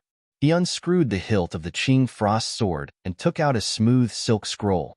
Written clearly on it was the decree: pass the throne to the 9th prince, Chu Yihan. The imprint of the jade seal, stored for many years, was still as clear as ever. Chu Mingyuan was terrified. How could this be? How could this be? Was the decree he destroyed back then fake? Or was father biased? Giving Consort Shu a decree was not enough. He secretly hid one for Chu Yihan. Back then, mother was afraid that you would harm me in the army, so she prepared a fake decree and released the news, diverting all your attention to her. Recalling the past, Chu Yihan's eyes turned crimson. For the sake of this decree, you killed my mother and forced father to his death.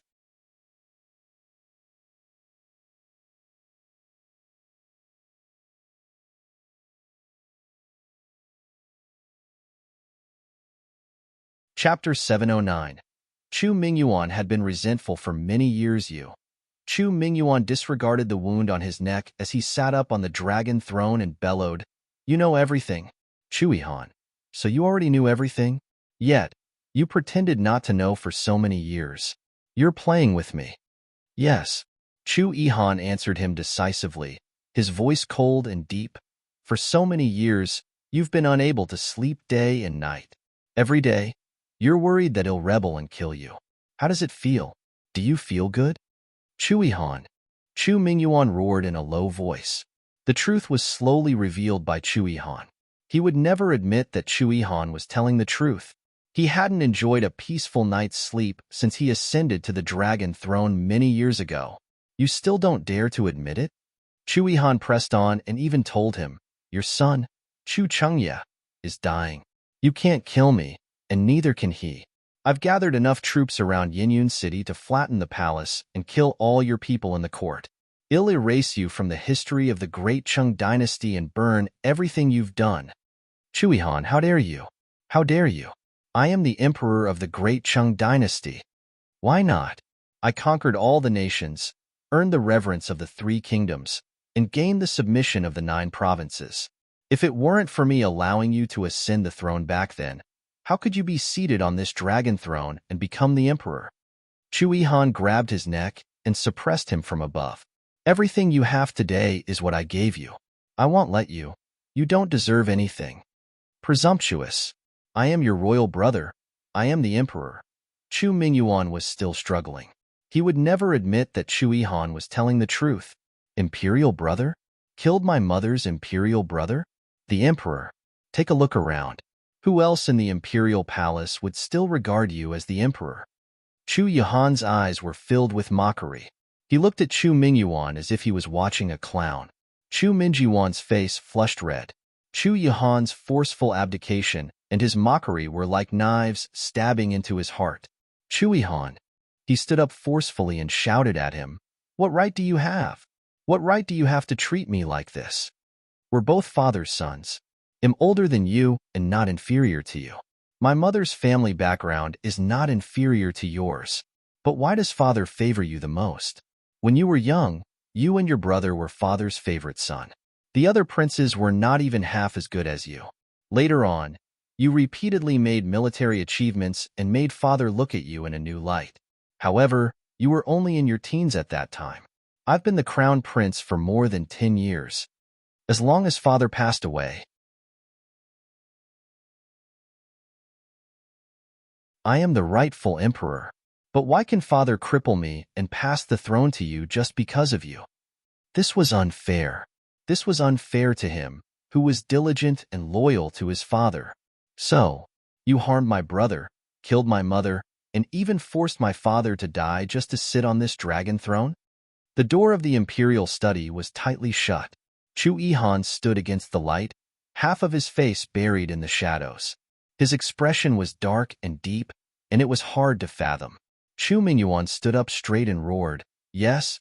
He pointed at the majestic golden throne behind him and revealed a greedy expression. "This is the dragon throne, the symbol of the emperor. It's the position of the ruler of the world. The throne. There's only one in this world, wielding the power of life and death, enjoying supreme glory, noble for generations to come.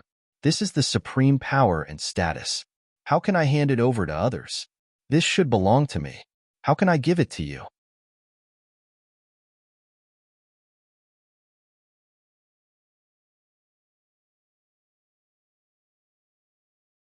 Chapter 710. The thorn in my heart for so many years for the throne. Chu Mingyuan wouldn't hesitate to harm his young brother, kill concubines, or even commit matricide and filicide. Becoming emperor mattered more to him than anything else. Heh. Chu Yihan's lips curled into a scornful smile. "Since you're so fond of the throne, then by all means, keep sitting there." Chu Mingyuan trembled. What do you mean? He didn't plan to kill him? He was a powerless loner. Chu Mingyuan couldn't fathom why Chu Yihan, now having him at his mercy, didn't exact revenge and instead allowed him to remain on the throne. "Killing you would be simple, but you've coveted this throne for so long. It'll let you sit there until your dying breath." Chu Yihan pressed the tip of his sword against Chu Mingyuan's neck, drawing a shallow wound. It wasn't fatal, but the sensation of blood seeping out was enough to instill fear and dread. "As long as I'm alive, you'll never hold real power. You'll forever be a puppet emperor. Let me show you just how tempting the throne is, and what it truly means to be an emperor." With a swift motion, Chu Yihan pushed him back onto the throne, then effortlessly seized the jade seal from his desk. Unable to bear the humiliation, Chu Mingyuan pursued him desperately. "Chu Yihan, I'll never allow you to do this. I won't let you take the jade seal." Clang! A sharp clang sliced through the air as Chu Yihan's Qingfeng sword pierced Chu Mingyuan's body, causing excruciating pain. "Ah!" Chu Mingyuan roared in agony. Why? He had devoted so much effort to plotting Chu Yihan's demise, enduring countless sleepless nights just to see him dead. He had thought everything would go according to plan. The fear and rage that had simmered within him for years finally found release. But it was Chu Yihan's sword that became the outlet. The moment it struck, he felt as though his entire being was torn asunder, the pain piercing his heart. Chu Yihan.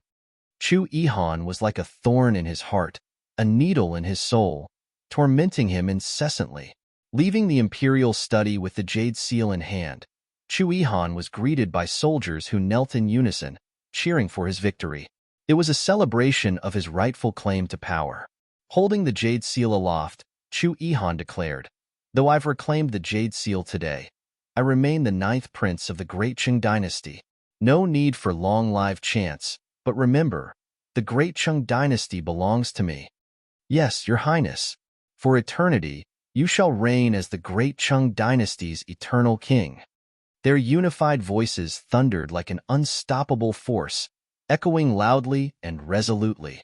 "Follow me to the Marquis of Marshall South's manor for a proposal."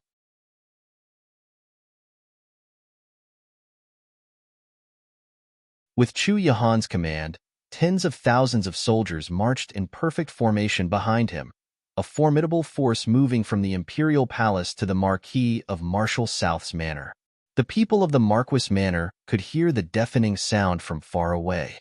The womenfolk huddled together in fear. Su Han escorted them to the backyard and then went to the front hall, beside Su Qingji. It was a rare occasion for the Su family to gather together so orderly. Even Su Xinlan, trembling with fear, brought her children back to hide. She had heard of the chaos in Jiangdu City, where Chu Yihan was forcing the abdication and soldiers flooded the streets. Although Changxin Marquis Manor had its guards, they couldn't compare to the forces led by Su Qingji in the Marquis of Marshall South's manor. Moreover, Su Yingxue, Chu Yihan's beloved, was also in this manor.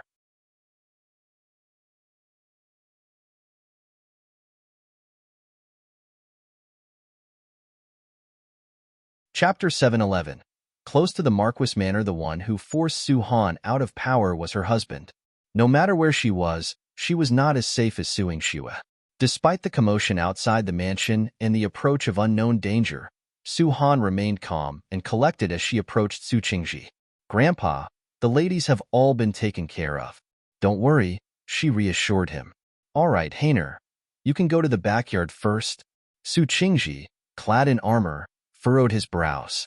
This time, the visitors outside were likely unfriendly. As the head of the family, he had to protect everyone within the household. Su Han frowned. She knew that although Su Qingji was old, he was still brave and skilled in combat. However, she also had her responsibilities to fulfill. She stood beside Su Qingji and said firmly, "Grandpa, I am your granddaughter, and I will stand by your side. The children of the Su family fear nothing." Su Qingji's eyes showed admiration as he patted Su Han's shoulder. "Well said. The children of the Su family should be like this." Su Xinlan, with her son and daughter, hid in a side hall. She sneered disdainfully. "What's the point of pretending? Is hiding not safe? What use is there for a delicate young miss? If rebel soldiers come in, they'll kill you first."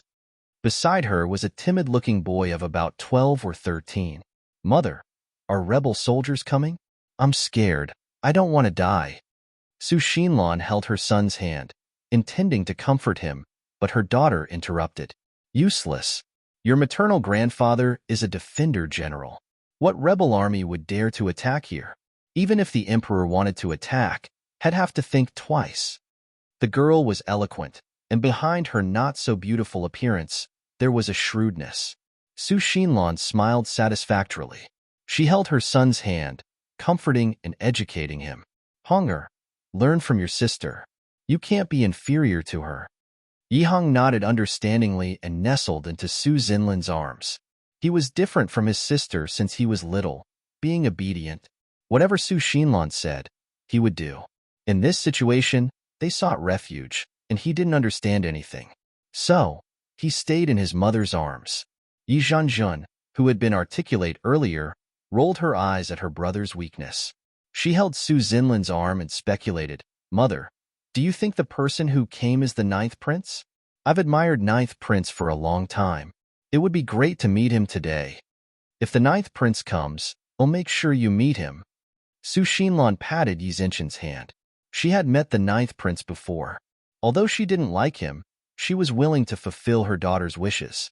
Even though Yi Zhanjun was already 18 and engaged, there was no harm in broadening her horizons. They hid in the side hall. Upon learning that Su Yingxue had secretly gone to the front door of the medicine hut, Su Qingji was anxious to find her. As he walked, he scolded, "This child is becoming more disobedient. How could she leave my side? If stray soldiers entered at this time and harmed her, it would be disastrous." Su Qingji was anxious. Beside him, Su Dingheng, who was forced to follow, trembled in fear. "Father, Yingxue knows martial arts. Ordinary people can't hurt her. Let's return to the front hall and wait. It's dangerous at the main entrance." As they neared the main entrance, the sounds of horse hooves and footsteps grew louder. Su Dingheng was so scared he wanted to shrink away.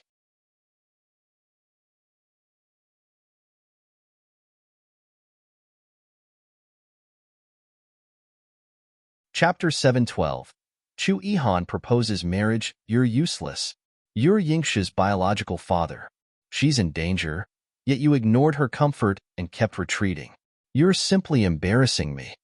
Su Qingji halted, grabbed Su Dingheng by the collar, and tossed him onto the grass. Ouch!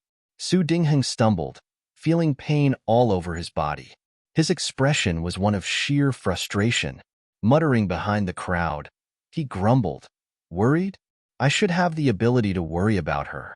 Anyone by her side can take on 100 men. Who could harm her?" Instead of worrying about Su Yingxue, he might as well worry about when his bones would fall apart. Forced by circumstances, Su Dingheng had no choice but to follow Su Qingji to the main entrance. However, they hadn't even made it outside when the door was blocked. Even Su Yingxue found herself trapped at the entrance, unable to leave. Dressed in red attire and wielding a red jade soft whip, Su Yingxue stood tall and heroic at the entrance. Her beautiful eyes held a hint of confusion as she noticed the neatly lined-up army at the Marquis Manor entrance. Wasn't that the Black Cloud Cavalry? What were they doing here? Where was Chu Yihan? "Yingxue, come back!" Su Qingji hurriedly called out. She was standing too close to the door. If something happened, he wouldn't be able to protect her. Understanding Su Qingji's concern, Su Yingxue returned to his side.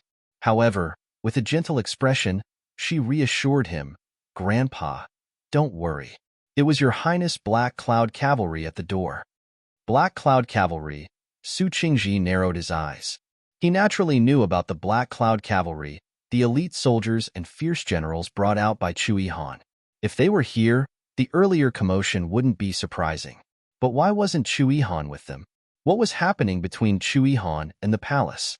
"Your Highness has arrived," Emochi shouted from outside. Chu Yihan appeared in a purple gold robe, towering and commanding. The moment he appeared, all eyes were on him. Even Su Xinlan and her daughter, who were hiding in the side hall, sneaked out to take a look. Yi Zhenxin's eyes widened in shock. "Is that the 9th prince?" Su Xinlan snorted. Yes. She still remembered the lesson Chu Yihan had given her, her mouth wound still not fully healed. What a handsome man. Yi Zhenxin was captivated. No, the man before her couldn't be described as merely handsome. Such a mundane word didn't do him justice. He was a lofty immortal, descending to earth with the dignity of looking down on everyone. But as he approached, the air filled with a bloody scent. Like a demon, his face, akin to a seductive spider lily, carried a deadly allure.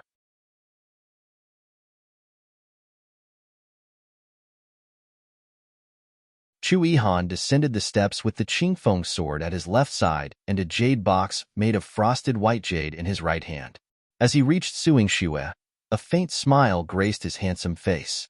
Su Yingxue's heart skipped a beat. The man before her was too dazzling, instantly captivating her senses. "I kneel in greeting." Su Qingji saw what Chu Yihan held and immediately knelt. Since he had knelt, the others, although confused, followed suit. For a moment, apart from Chu Yihan, Su Yingxue was the only one standing. Su Qingji softly reprimanded, "Yingxue, that's the royal seal. Hurry and kneel." "What? The royal seal?" It was only then that Su Yingxue reacted. She hurriedly prepared to kneel, but Chu Yihan grabbed her arm, steadying her. "No need to kneel. I've come to propose to you."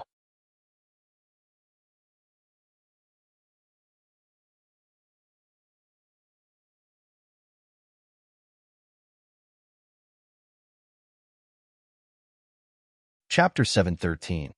He brought the Empire to him. What's going on here? Everyone was shocked as if they had been struck by lightning. "Your Highness, you've just returned from forcing abdication, and now you're already proposing marriage with the Imperial Seal? Is this acceptable?" Su Yingxue thought to herself. "Old General Su, I've fulfilled all your requests. Now, with the most precious possession, I propose marriage to Yingxue. I've long admired Su Yingxue and wished to make her my one and only princess." Chu Yihan handed the imperial seal to Su Qingji. This impact couldn't be underestimated. He succeeded. Having already convinced Xiao Yu and defeated Qin Mayan, he had even obtained the imperial seal through his efforts. Su Qingji felt both joyous and burdened. The imperial seal was indeed precious, making him hesitate to rise from his seat. "Your Highness, why propose marriage with the imperial seal?" Su Yingxue bit her lip, concerned about Chu Yihan's well-being in the palace. Chu Yihan gently held her hands. "My status remains unchanged. but what I offer you is a vast kingdom.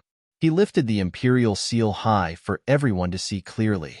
As his betrothal gift, it symbolized the vast territory of the great Qing dynasty, his supreme power, and everything he possessed. I wouldn't dare. Your Highness, Yingxue is just a woman. How could she accept such a vast kingdom? Su Dingheng trembled with fear. Su Yingxue was more unsettling than her mother. She can accept whatever I offer her. There's nothing she can't take. Chu Yihan declared firmly, his voice resounding. Handing the imperial seal to Su Yingxue, he asked with a smile, "Are you pleased?" Su Yingxue's heart surged with emotion. How should she respond? Pleased? No, it was far from sufficient to describe her feelings. She was excited, touched, and overwhelmed by Chu Yihan's gestures. Her eyes glistened. Your Highness, this affection ran deep. Yingxue, if you wish to accept it since your Highness has offered it, then do so. Su Qingji, still kneeling, reminded Su Yingxue. Quickly wiping her tears, Su Yingxue asked, Grandfather, may I? The imperial seal was unlike anything else. Her mother's diary didn't even mention it. Ask yourself, if you desire it, there's no reason not to accept. Su Qingzi's expression softened. Su Yingxue smiled radiantly, bringing warmth to the bleak winter day. Even the cold wind seemed to relent. Su Han, amazed by Su Yingxue's beauty, stood beside Chu Yihan in a red dress, like a noble rose. Only someone like Chu Yihan was worthy of her. Seeing Su Yingxue holding the imperial seal, Su Han bowed with a smile. Greetings, future princess consort.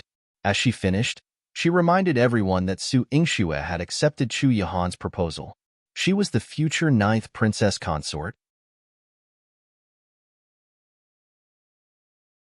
I pay respects to the future princess consort. Salutations, future princess consort. Everyone in the Marquis Manor, including the Black Cloud Cavalry and soldiers behind Chu Yihan, knelt and paid homage. Their voices reverberated, spreading throughout the Marquis residence, the streets, and all of Jiangdu City. On this day, everyone learned that the 9th prince, Chu Yihan, had pledged Su Yingxue to be his future 9th princess consort. How commanding!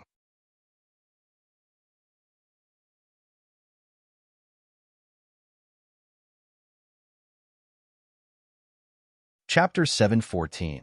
He would never let down his deep feelings. As the night grew darker, yellow leaves drifted from the branches, carrying a hint of melancholy and desolation.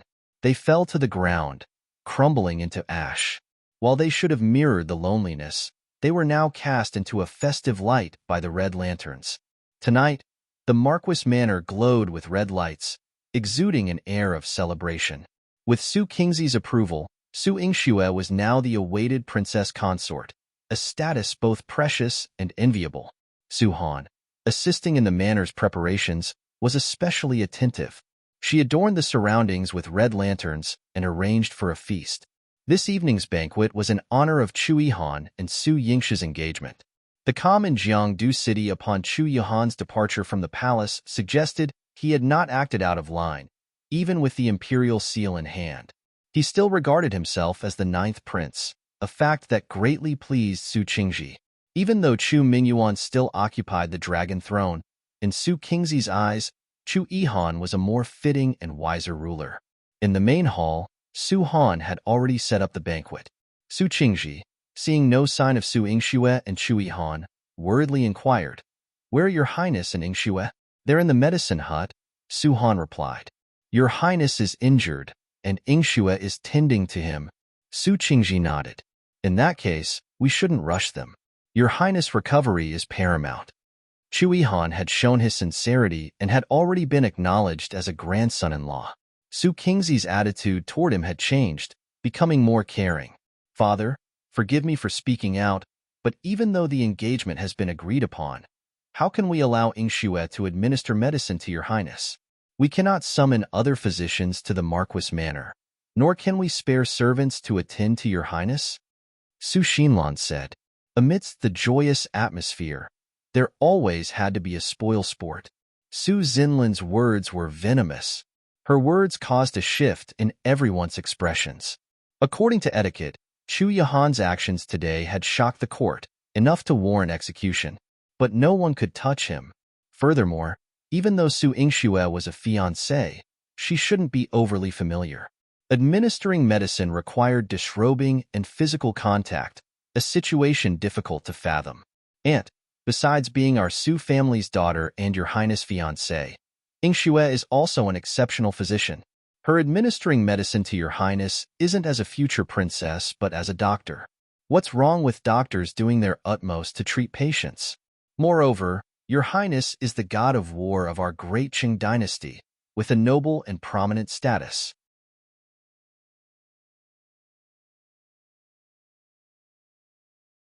Are we to let him go without the skilled physician Yingxue, and instead use a less capable one? Wouldn't that be seen as neglecting your highness? With her eloquence as a former regional princess, Su Han could easily outdo Su Xinlan.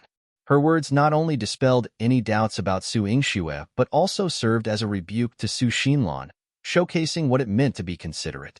Su Xinlan was simply causing trouble. Su Xinlan felt aggrieved, glaring at Su Han. That little wench, relying on her few years as a regional princess and some silver tongue, she dared to humiliate her aunt like this. What a despicable person. Sister Han is right. She was indeed the former Yangon County Princess Consort. She must have been just as articulate when she was in the regional prince's mansion with Madame Sheng and the Minjia County Lord. That's why they were exiled 3,000 miles away, right? Besides Su Xinlan, Yi Zhanjin stifled a laugh. With just a few words, she exposed Su Han's vulnerability, leaving Su Han feeling stifled.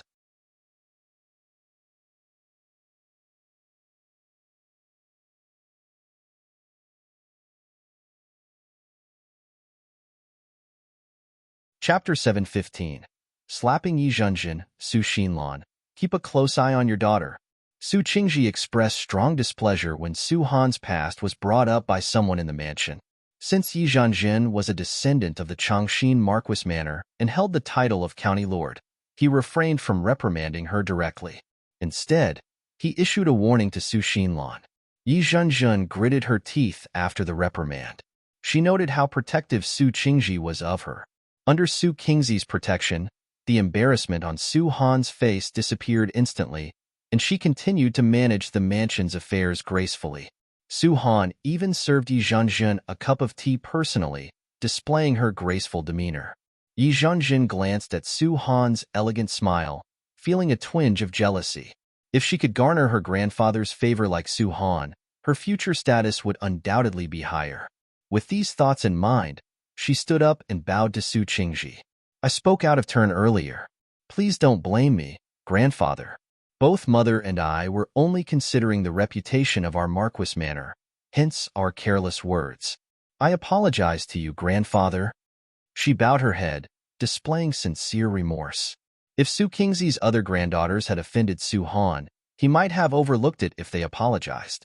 However, Yi Zhanjin was Su Xinlan's daughter, and Su Qingji didn't favor her. Hence, he coldly remarked, "No need to apologize to me. Go apologize to Hainer." If Yi Zhanjin were willing to apologize to Su Han, it would show her compliance, and Su Qingji might view her more favorably. But instead, Yi Zhanjin stood up, gave Su Han a cold glance, and returned to Su Xinlan's side without apologizing. Su Qingji snorted disdainfully. Indeed, she wasn't a good influence. Grandpa, there's no need for this. Hainer doesn't mind. Su Han reassured him. Besides Su Qingji, Su Han smiled gently. Her refined and graceful demeanor remained unchanged. Su Qingji chuckled and patted her hand. Today, Su Yingxue's marriage had been settled grandly. In the future, he would have to find a suitable match for Su Han. Seeing Yi Zhanjin being treated coldly, Su Xinlan hugged her tenderly. My dear, it's not your fault. It's just that the people here don't understand the rules. You did nothing wrong. You always have my support. Mother, I can't stand being treated like this, Yi Zhanjin murmured, feeling aggrieved. She had never been reprimanded by an elder like this before. She felt humiliated. Who did Su Han think she was? Moreover, Su Yingxue hadn't even made an appearance yet. With these thoughts swirling in her mind, Yi Zhanjin quietly slipped out. Su Han noticed her movements and instructed Jifin to follow her. When Jifin returned, she whispered to Su Han, "Miss, Yi Zhanzhan went to the medicine hut secretly."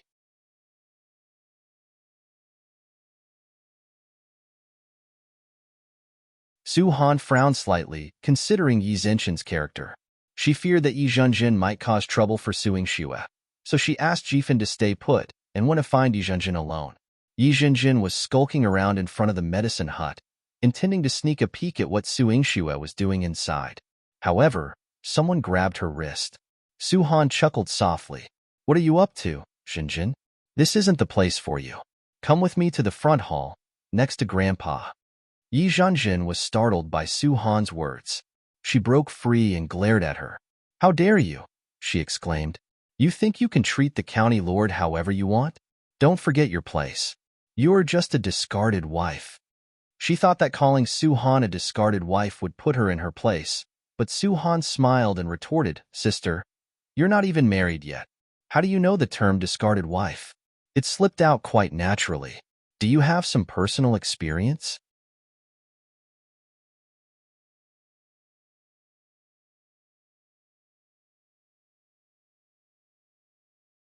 Chapter 716. Good Sister Su Han Yu. Yi Zhenxin felt humiliated and immediately retorted, "Nonsense. Do you think everyone is like you? You are just a discarded woman kicked out of the house by someone. Now you're clinging on to your maternal family. With your maternal grandfather backing you up, you should go back to him and mind your own business." Pa. Just as Yi Zhenxin finished speaking arrogantly, she received a hard slap on her face. The sky was too dark for her to see the other party. She covered her face in horror and retreated. You hit me. I hit you. What's wrong? Don't convince?" Su Yingxue swung her wrist and was about to give her a second slap. People like Yi Zhenxin deserve to be slapped just like her mother. If she didn't do anything, her hands would not allow it. With the help of the lights in the corridor, Yi Zhenxin saw that it was Su Yingxue who hit her. She was furious. "Su Yingxue, I'm your sister. How dare you hit me?" As she spoke, she wanted to return the slap to Su Yingxue, but her wrist happened to land in front of Su Yingxue. Su Yingxue grabbed her wrist and placed it behind her back, making her kneel in front of her. She slapped her face heavily twice, and each time, a crisp sound could be heard. "Alt!" Yi Zhenxin screamed as tears welled up in her eyes. Su Yingxue pinched her arm and forced her to turn around to face Su Han. "Sister, do you want to vent your anger?" Su Han frowned. To be honest, when Su Yingxue hit Yi Zhenxin, she also wanted to be as free and easy as Su Yingxue. She wanted to get revenge for herself. However, her upbringing and thinking of the big picture made her resist this impulse. She shook her head. "Sister, let her go. Otherwise, it won't look good in front of Grandpa." Su Yingxue did not mind. Grandpa knows right from wrong. He won't blame us for dealing with someone like her. Although that's the case, today is your wedding day. Don't let her ruin your happiness." Su Han said as she rescued Yi Zhenxin from Su Yingxue's hands. "Go back to your mother. If you don't want to embarrass yourself, you can pretend that nothing happened." "Impossible. I want to tell mother, father, and grandfather so that they can help me." Yi Zhenxin covered her face and cried. She had never suffered such grievances in the entire Changxin Marquis manor. "Is that so? At that time, we will tell grandfather what your intentions are for sneaking into the medicine hut. Do you know that Ninth Prince is healing here?" Su Han raised her eyebrows, and a sharp glint appeared in her eyes. Yi Zhenxin's heart skipped a beat. How did Su Han know her intention? She just wanted to see if she could get close to Ninth Prince. You're talking nonsense." She ran away in a hurry. Su Yingxue felt bored. "I thought she was more capable than her mother." Su Han patted her hand and said, "Don't underestimate her. Did you see her panic when I mentioned Ninth Prince? That's a tacit agreement." Yi Zhenxin had evil intentions. Su Yingxue rubbed her head. "I didn't think of that." She thought that Yi Zhenxin was just a troublemaker. "I'm afraid you're too tired today. Where's Ninth Prince?" Su Han hugged her with heartache. Su Yingxue leaned against her and said softly, "Your Highness is resting. I'm still brewing medicine for him." Sister, go and tell Grandpa that I won't be going to the front hall. I'm very worried about your highness and want to spend more time with him.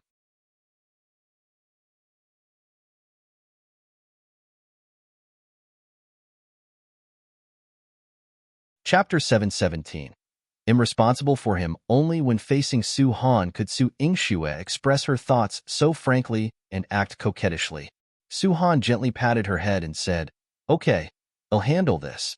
You stay with Ninth Prince. I won't let anyone disturb you anymore." After Su Yingxue finished her playful banter with Su Han went to the front hall. Despite Su Han's unpleasant past experiences, she was still a capable stewardess. With her presence in the front hall, Su Yingxue returned to the medicine hut feeling at ease. Chu Yihan lay on the soft couch. The strong scent of blood and medicine on his body was heart-wrenching no matter how one smelled it. Su Yingxue brought over the medicine. When Chu Yihan tried to sit up to drink it, Su Yingxue gently pushed him back down. "Stay down. Don't move." Chu Yihan chuckled softly. Yes, Princess Consort. Though he was seriously injured, he couldn't resist teasing Su Yingxue. Under the glow of the luminous pearl, Su Yingxue's charming face became even more radiant. She pouted, her heart aching. "You're so badly injured, yet you refused to stop for me to take care of you before entering the palace." Chu Yihan knew he could treat his injuries later, but he had to seize the moment to deal a fatal blow to Chu Mingyuan. That was why he insisted on going. Seeing Su Yingxue's worried expression, Chu Yihan pinched her tender face. "They'll try not to get hurt in the future." "What do you mean try? You're not allowed. If you get injured again, especially this badly, I won't be your doctor anymore. They'll let someone else treat you. You will get pain." As Su Yingxue vented her frustration, she gently fed Chu Yihan the medicine. She couldn't help but feel frightened when she saw the arrow and veins on Chu Yihan's leg frozen together. If she didn't know how to perform surgery, Chu Yihan might have lost his leg. Chu Yihan pursed his lips. He probably couldn't promise Su Yingxue that. The country was still unstable, and hidden dangers lurked everywhere. It was impossible for him not to get injured while guarding the country. The only promise he could give Su Yingxue was, "Will do my best." Su Yingxue sighed heavily. She had no choice but to focus on her medical research. Even if Chu Yihan were to face death in the future, she would bring him back. "Who is it?" Chu Yihan's sharp senses detected the presence of strangers outside the door, more than one. Su Yingxue tilted her head and patted his shoulder. "Don't worry. It's probably Ziwei. He's back and will protect me." "Oh." Chu Yihan's tone carried a hint of displeasure. He didn't like another man protecting Su Yingxue. He believed he could protect Su Yingxue alone. "Your Highness is unhappy?" Su Yingxue brushed the hair from his temples, her eyes gradually becoming infatuated.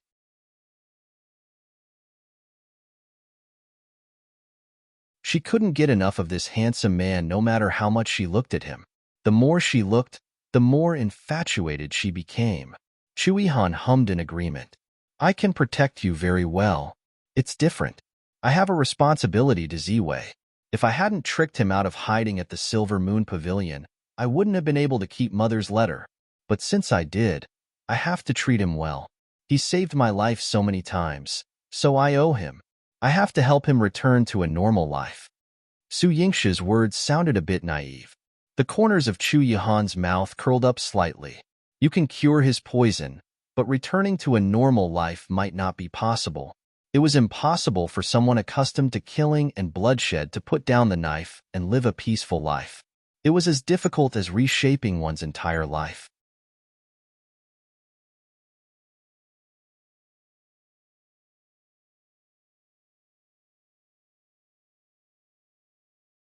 Chapter 718. Suppressed. The two princes. Su Yingxue pressed her face against Chu Yihan's and snorted. "I'm unstoppable. They'll make it happen.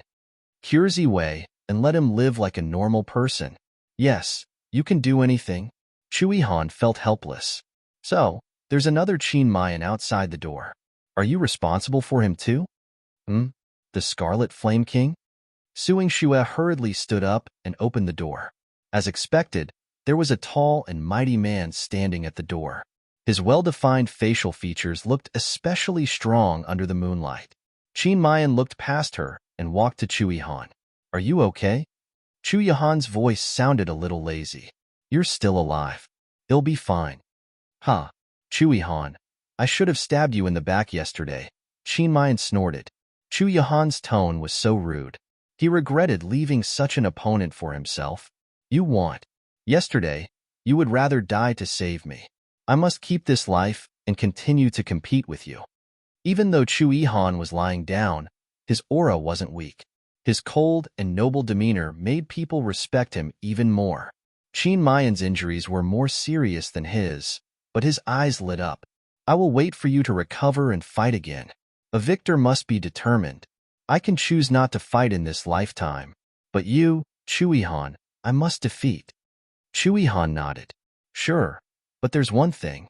Ying Xue is already my princess consort. You don't have a chance. Today, he had used the imperial seal as a betrothal gift. Su Yingxue had accepted it, and old General Su had also agreed. His marriage with Su Yingxue was set in stone. No matter what Qin Mayan did, he could not change this fact. Qin Mayan punched Chu Yihan hard. What are you showing off for? It's not even the day of the wedding yet. How come I don't have a chance? Cough. Chu Yihan had been holding his breath since the beginning. Qin Mayan's punch caused him to cough out a mouthful of blood. Your Highness. Su Yingxue rushed to his side and pushed Qin Mayan away. She gave him a heart protection pill and glared at Qin Mayan. Scarlet Flame King, if you dare to touch your Highness again, he'll make sure that you won't be able to walk out of this medicine hut. Qin Mayan was speechless. It was a little sudden. Why did he feel that Chu Yihan was so cheap? Chu Yihan, are you pretending? I only used so much strength and you're already vomiting blood. Qin Mayan was very competitive, especially when it came to his opponent. He was about to pick Chu Yihan up and examine him. Su Yingxue stabbed a needle into his hand. Qin Mayan let go of his hand in pain. He clenched his fists and gritted his teeth. Chu Yihan, stop pretending. Get up and fight me if you dare. Watch me smash your face. He deserved it.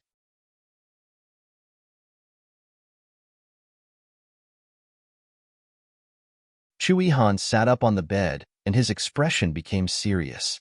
You can fight, but write a letter to the king of Great Wei Dynasty immediately. If you die at my hands, you cannot start a war at the border. Qin Mayan couldn't stand goading her. He'll write it. He rolled up his sleeves and was about to find a pen and paper when Wei Ju rushed in to stop him. Your Highness, you can't write. You can't write it. If he wrote this and sent it back, he would lose his life. Miss Su, please persuade Ninth Prince. Wei Ju could only ask Su Yingxue for help. They were all for Su Yingxue. She could solve it with a word. No one is allowed to fight here, or he'll kick them all out. Su Yingxue's eyes widened in anger. When a beauty was angry, her beauty was soul-stirring, but no one dared to ignore her power.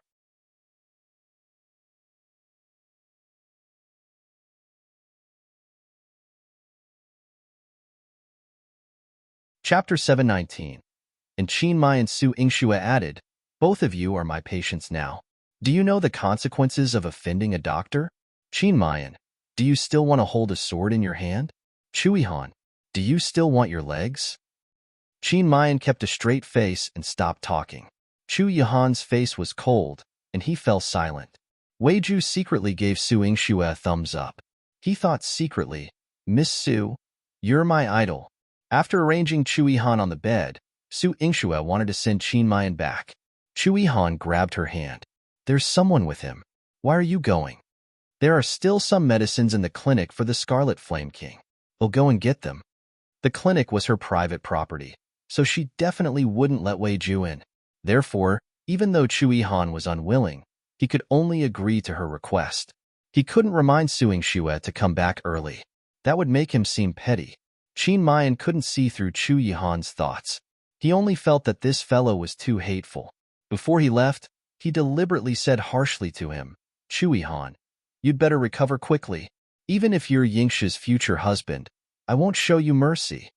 You're also someone who needs to recuperate. Don't talk so much nonsense. It was unpleasant to look at. When Qin Mayan and Su Yingxue came out, he was still exhorting Su Yingxue.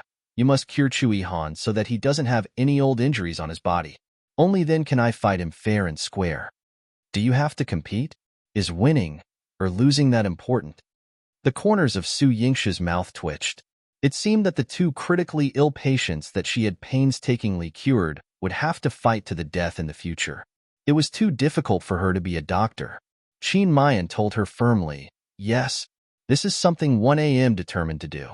I will compete with Chui Han in this life." "Is it more important to compete with your highness or to marry me?" Su Yingxue raised her eyebrows. Qin Mayan answered subconsciously, "It's more important to compete with him." Wei Ju shivered. "Your highness, you can't say that." Wei Ju thought to himself, but remained silent. "If you like Miss Su, you have to express that she's the most important person in your heart." Su Yingxue immediately felt at ease. "It seems like I'm not that important to your highness." This way, she felt less guilty. After all, Chui Han and Qin Mayan had fought because of her. Qin Mayan grabbed her shoulder and held it tightly, making her feel the heat in his palm. "Yingxue, this is different. I like you and won't marry anyone but you. This is the determination of feelings. However, Chui Han is the opponent that I care about the most and want to conquer the most in my life. Competing with him is my lifelong ambition."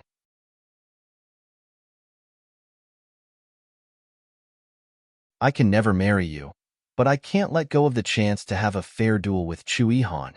The chilly night wind blew past, and Su Yingxue should have been surrounded by coldness. However, she felt that Qin Mayan was the one who brought her warmth.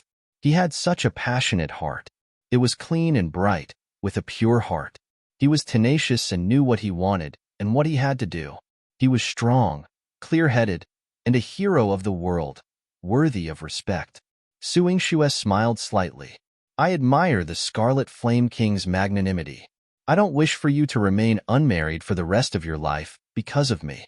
I only hope that your wish will come true and that you will meet a woman with a pure heart in the future so that we can grow old together." "No, I can't. I only want to grow old with you." Qin Mayan's eyes filled with determination. "That you're tuning in to the Romance Rendezvous YouTube channel. We're so grateful for your support, and don't forget to subscribe to join us on this incredible journey through captivating stories.